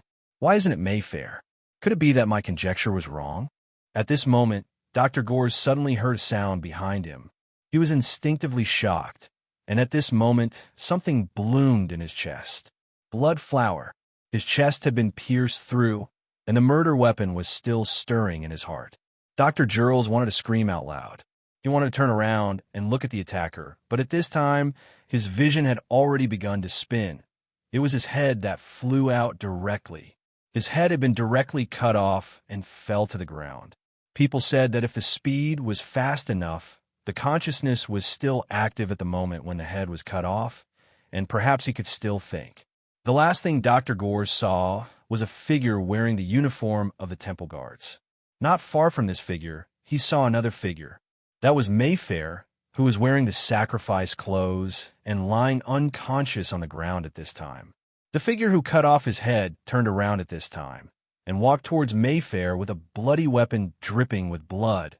His vision turned black, and he could no longer hear or see anything. Then his eyes lit up. The mottled sunlight scattered in front of his eyes. It was this familiar place where Mayfair, who was shot by the arrow, was before. And familiar teammates. This reincarnation is man-made. Dr. Gores blurted out, hashtag, hashtag, hashtag, hashtag, hashtag, as usual. Chapter 1813. What you're saying is that no matter how many times it happens, if Mayfair doesn't do nothing and allow time to pass, someone will definitely make a move in the dark, kill her, and then allow time to go back to the past. That's right. Dr. Gores said seriously, although I didn't see with my own eyes whether the person who tried to assassinate me killed Mayfair or not. According to the situation after you came back this time, you also encountered time reversal shortly after I died. In other words, Mayfair died, and she died in the hands of the person who attacked me. Then what should we do now? Sneeve thought for a while and said, the person who ambushed me most likely knows about the secret of Mayfair's time reversal. He might even be the person who shot an arrow in the deep forest and injured her. It seems like the key to unraveling the mystery of time reversal lies with the person who ambushed me. But you didn't see its appearance clearly in the end. It's not clear whether it was a man or a woman. Tina shook her head. There are at least tens of thousands of elves in the entire elf tribe. How are we going to investigate? It's very simple. Dr. Gores suddenly opened his palm at Boss Lua. Let's do it again. The person who attacked me will definitely appear at the celebration venue. So, give me the invisibility scroll. Boss Luo blinked. Dr. Gores said quickly, "Time has been reversed, and the things that were used have returned. I've already checked. The potions that I used have all recovered. Don't tell me that the invisibility scroll isn't there." "There is." Boss Luo smiled. He didn't expect Dr. Gores to say this. He took out the invisibility scroll and handed it to Dr. Gores. "There's another question. Will Cardil appear again this time? And how much does he know?" Sneeve suddenly frowned and said, "He will definitely appear." Dr. Gores said with certainty, "It seems that defeating Malik, who has turned into an oracle, is something that Cardil must do. This may be an order from Mr. Varley." However, the battle was not over yet. Mayfair had already been killed. Therefore, Cardil will definitely appear. Then let's try again. Once again, the follower team found Mayfair unconscious because of the arrow. Dr. Gores skillfully treated the wound of the elf lady without thinking. "All right, now we just need to wait for her to wake up and follow the plot." Dr. Gores washed the blood off his hands. When Mayfair woke up again, he looked at Dr. Gores and the others in shock and panic. Finally, he returned to the treehouse and opened the diary. It turns out that this is the third time. The elf girl had a complicated expression at this time. She said apologetically, "I'm sorry to drag you into this. By the way, how did I come back last time? Is it time, or am I dead?" "Time is up," Dr. Gores said quickly at this time. "After we entered the village, we couldn't find any clues. Then the time was up, so we came back again."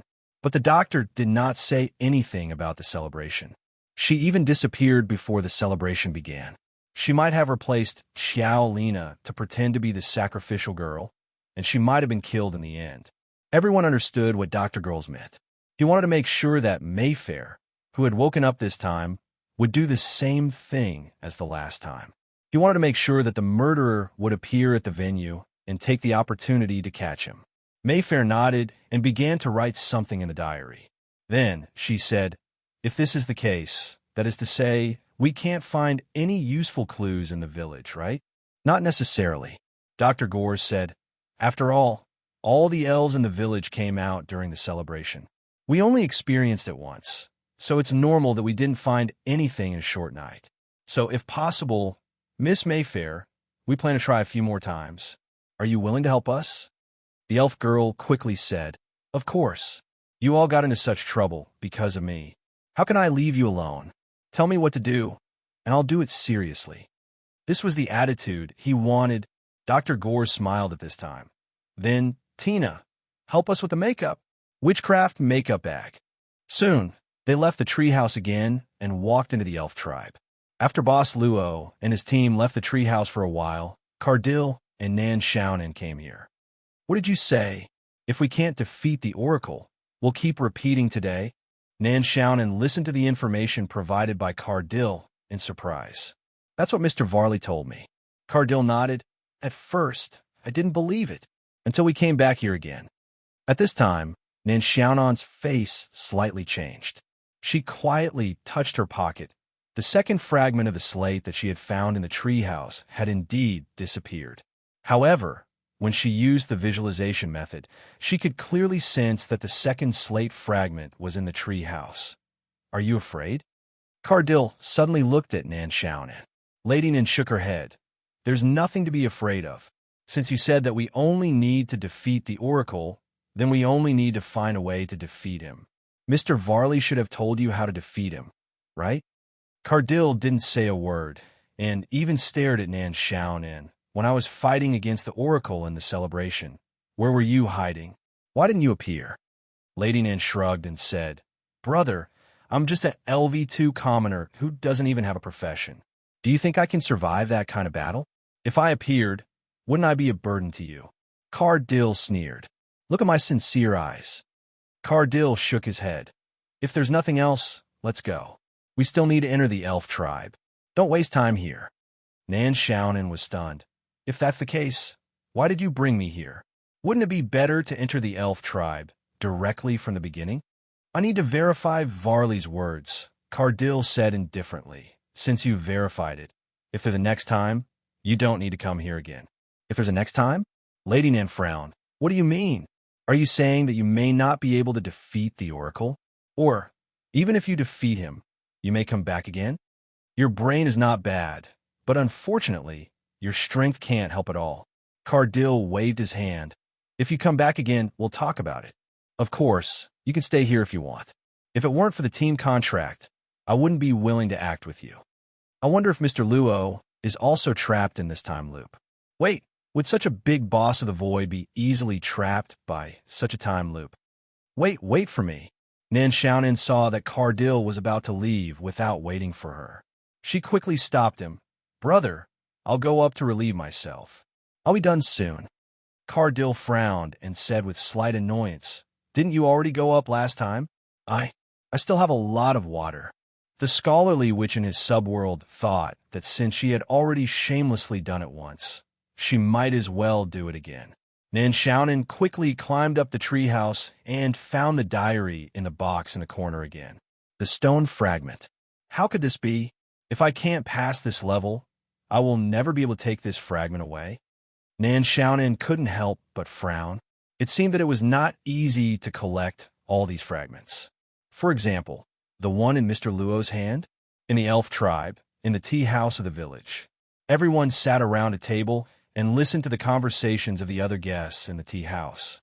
They began to learn that Mayfair, the sacrificial offering, had secretly escaped, and the little daughter of old Eric was temporarily replaced as the new sacrificial offering.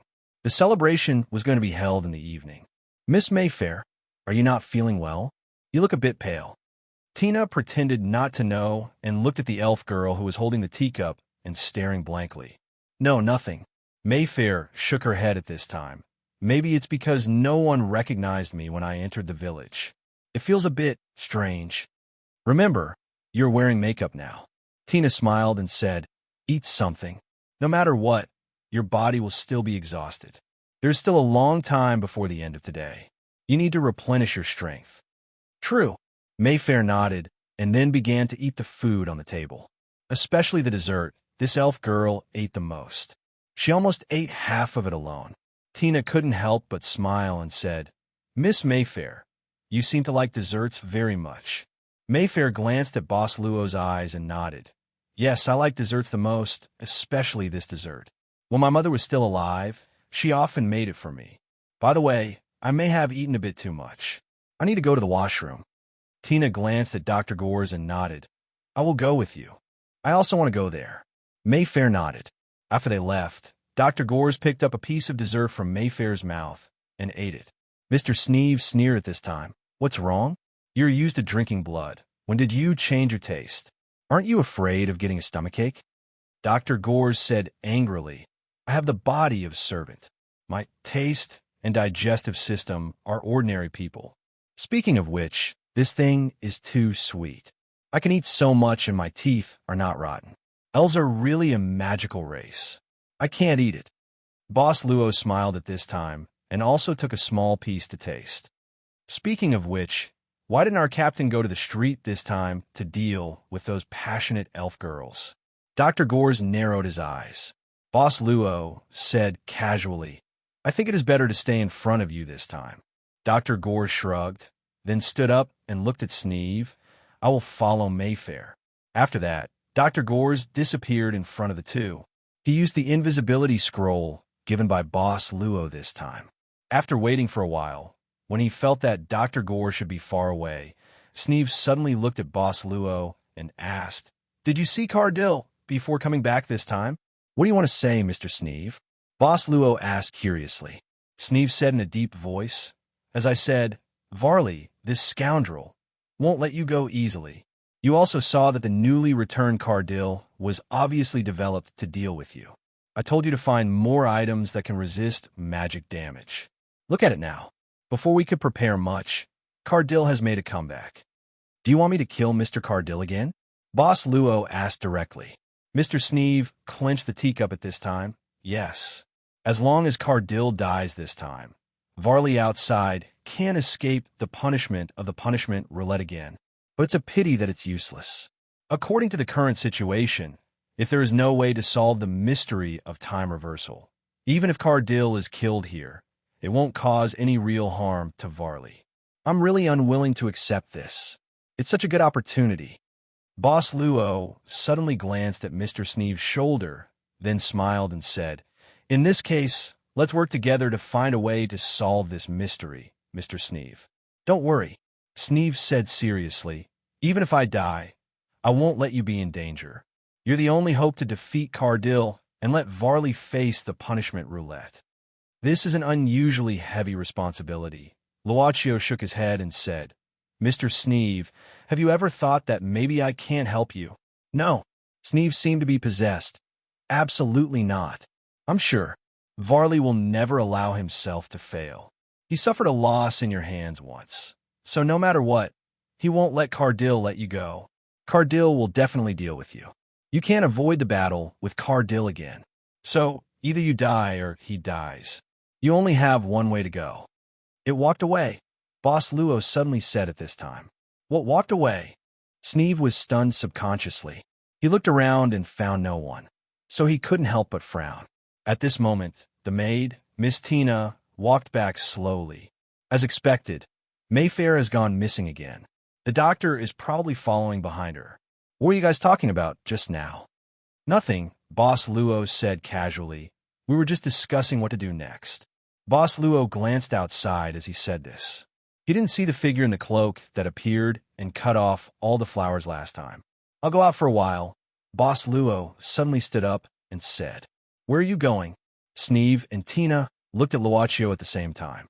Boss Luo said with a reason that Sneeve couldn't refute, "Since Mr. Cardil will appear again, I think it's better for me to hide and observe him. Besides, I also left last time. If I don't do the same thing this time, the following celebration may not be the same as last time." Tina frowned and wanted to say something, but Sneeve already agreed.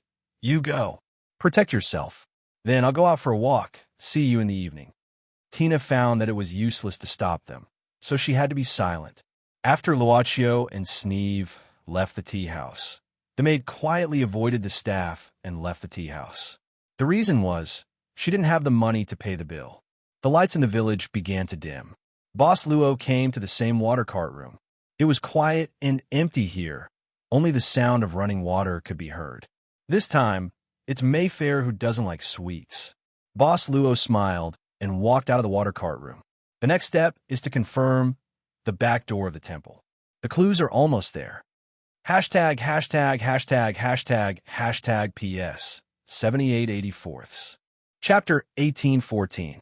After leaving the tea house, Dr. Gore successfully followed behind Mayfair because of the invisibility scroll. It had to be said that the invisibility scroll was indeed a great tracking tool. Mayfair didn't find anything along the way and quickly walked through the village. Soon, Mayfair came to a house guarded by guards. This was the place where the sacrificial candidate had to stay before the ceremony began. That was the place where Xiao Lina, who temporarily replaced Murphy as the sacrificial candidate, bathed and dressed up. The elderly nannies in the village were responsible for the whole city and prohibited any male from approaching. At this time, Mayfair quietly knocked out an old nanny and put on her clothes. She lowered her head and quickly mixed into the house, becoming one of the nannies who groomed the sacrificial candidate. Dr. Gores had been watching coldly from his side. If he guessed correctly, before coming back this time, Mayfair should have sneaked in here after disappearing from the tea house and planned to exchange himself with Xiao Lina. When Dr. Gores died, besides Xiao Lina, he saw Mayfair wearing sacrificial clothing on the ground. It was the best proof. And this time, Mayfair sneaked into the house under his surveillance. It was already the best proof. So, was the murderer already here at this time? Last time, the murderer might have found out that Mayfair wanted to exchange Xiao Lina, so he secretly manipulated Mayfair to make sure that the one he confessed to last time at the ceremony was still Xiao Lina, and not Mayfair as he guessed. "Come on, the guy who killed me. This time I will definitely catch your foxtail." But at this time, what Dr. Gores didn't expect was that after Mayfair pretended to be an old nanny and stayed in the house for a while, she quietly left here and quickly left the village. At this time, the sky was not dark yet. There was still a short time before the ceremony began in the evening. What's going on? Where's she going? Dr. Gores found that things were far from what he thought. He had no choice but to continue following. At this time, he found that Mayfair was going to the temple on the mountain. Going to the temple was not on the road of the trial takers, but on the continent. Dr. Gores found that Mayfair's speed was unusually fast. He almost couldn't catch up with her. By the time Mephistopheles officially ascended the main gate of the temple on the mountain, Dr. Gores was already panting heavily. What surprised him was that when Mephistopheles stood at the main gate of the temple, the guards did not stop her when they saw her. Not only did they not stop her, but they even respectfully called her Vice Captain.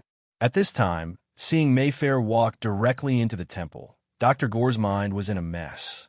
If Mayfair was the Vice Captain, wasn't she the one he met when he was directly killed by Mr. Varley in the temple for the first time? Suddenly, an idea flashed in Dr. Gore's mind. He looked back at the sky that was about to darken and suddenly shivered. He quickly bypassed the gate of the temple and hurriedly went to the back of the temple. He quickly came to this place. Dr. Gores found that in so many backtracking processes, he had never come here in person. But he knew what would happen here. This was what he learned from Boss Luo. Captain Malik would be here. In order to provide for the monster goddess in the inner hall of the temple, he would quietly kill a guard of the temple. After a stifled scream, the guard of the temple died tragically at the hands of Captain Malik. He dragged the dead guard away, and then quickly walked in through the back door of the temple. Dr. Gores was standing here openly at this time. Because of the invisibility scroll, he saw everything clearly. This was indeed the same as the information provided by Luocio. But that time, Luocio and Mayfair should have seen it while hiding behind the totem pole. But this time, there shouldn't be anyone behind the totem pole, because they didn't take the road of trial this time. So, Captain Malik put on the black armor after killing the guard and went down the mountain as the oracle to supervise the ceremony. Dr. Gores muttered at this time, "It seems that the time matches, but it doesn't mean anything." The doctor was startled at this time. He saw a figure quietly walking out of the totem pole at this time. Her face was pale with anger and hatred. She even trembled because of fear. Mayfair is also Mayfair. Dr. Gores looked at this scene in a daze. At this time, Mayfair walked out from behind the totem pole and finally chose to open the back door of the temple while hesitating. Dr. Gores still couldn't recover from shock. What's going on? There's also a Mayfair here. Are there two Mayfair at the same time?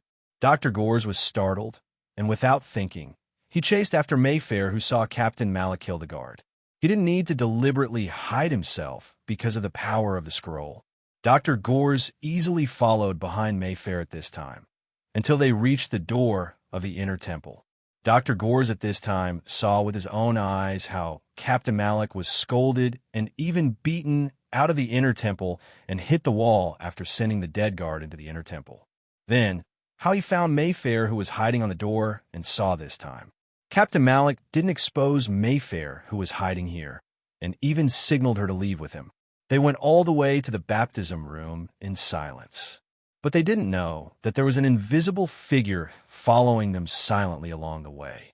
In the baptism room, "I heard that you secretly escaped earlier today." Captain Malik frowned and suddenly said, "Since you have already escaped, why did you come back?" "I'm back. Isn't that what you want?" At this moment, Mayfair sneered and said, "Otherwise, where would you go to find another living sacrifice and deliver it to the gods to that monster? A living one, right?" At this moment, Captain Malik drew his sword and directly attacked Mephistopheles. Mephistopheles was no match for Captain Malik and was knocked unconscious. Then, Captain Malik brought Mephistopheles into his room and trapped him on the stone bed. Dr. Gores had been in this room all this time. He looked at Captain Malik, who was absent-mindedly looking at the coffin made of luminous stone in the corner. He wanted to open the coffin several times to take a look, but he restrained himself until Captain Malik stood up and left the room again. Dr. Gores speculated that it might be time, so Captain Malik was preparing to incarnate as an oracle and appear at the celebration.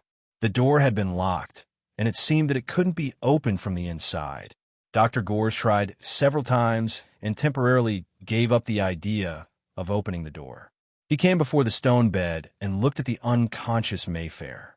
He muttered to himself for a long time. He still couldn't sort out his thoughts at this time. This made Dr. Gores a little irritable. He walked impatiently in the room and unconsciously came to the front of the coffin made of luminous stone. He didn't know what was special about this luminous stone coffin that could make Captain Malik so fascinated, so he couldn't help but reach out to open it. Click! The door was unlocked. Dr. Gores was startled subconsciously, but thinking that he was still invisible at this time, he subconsciously calmed down. But soon, Dr. Gores was not calm anymore. Who did he see come in through the door? He actually saw the leader of his own follower team, Luocio. This guy really opened the door with the key. He didn't lie. When Boss Luo opened the door of Captain Malik's room with the key and walked in, Dr. Gores subconsciously shuddered. While Luocio appeared here, Dr. Gores seemed to have 1,000 questions in his mind. But when he thought that Boss Luo couldn't see him at this time, Dr. Gores narrowed his eyes and moved quietly. He raised his left middle finger to Boss Luo with a sneer on his face and went around to the back of Boss Luo. You didn't expect it, right? I'm behind you. You lied to me once, twice. You should at least give me some interest, right? You guessed right. I can stab people in the back. No, this guy has the sacred suit. Dr. Gores couldn't help but stop the dagger that was about to be pushed out. So desperate, the opportunity to stab someone in the back was right in front of him. By the way, Mr. Gores, did you find anything? At this time, Boss Luo suddenly opened his mouth. Dr. Gores was stunned at first. Then he exclaimed, "You can see me?" "Yes, I saw you when I came in." Boss Luo turned around at this time and smiled slightly. "How can you see me? I'm not invisible." "You mean the invisibility scroll?" Boss Luo said casually, "It has a time limit, don't you know? What the F asterisk CK? It must be that when I was thinking irritably, I didn't care about it and thought that the invisibility effect was still there, so backstab." The doctor had a rather stiff smile on his face at this time. After swallowing his saliva, he picked up his dagger. "If I say that I'm actually joking with you, you'll believe me." "Mr. Gores, you seem to be in a good mood." Boss Luo smiled as if he didn't care about this matter. "By the way, Doctor, did you find anything new on your way here?" Dr. Gores looked at Boss Luo in surprise. Then he calmed down. "Yes, I found 2 Mayfair. The one I followed in the tea house all the way up a mountain and then into the temple. She is indeed the vice-captain of the temple. I saw the guard respectfully salute her with my own eyes, so I can't be wrong.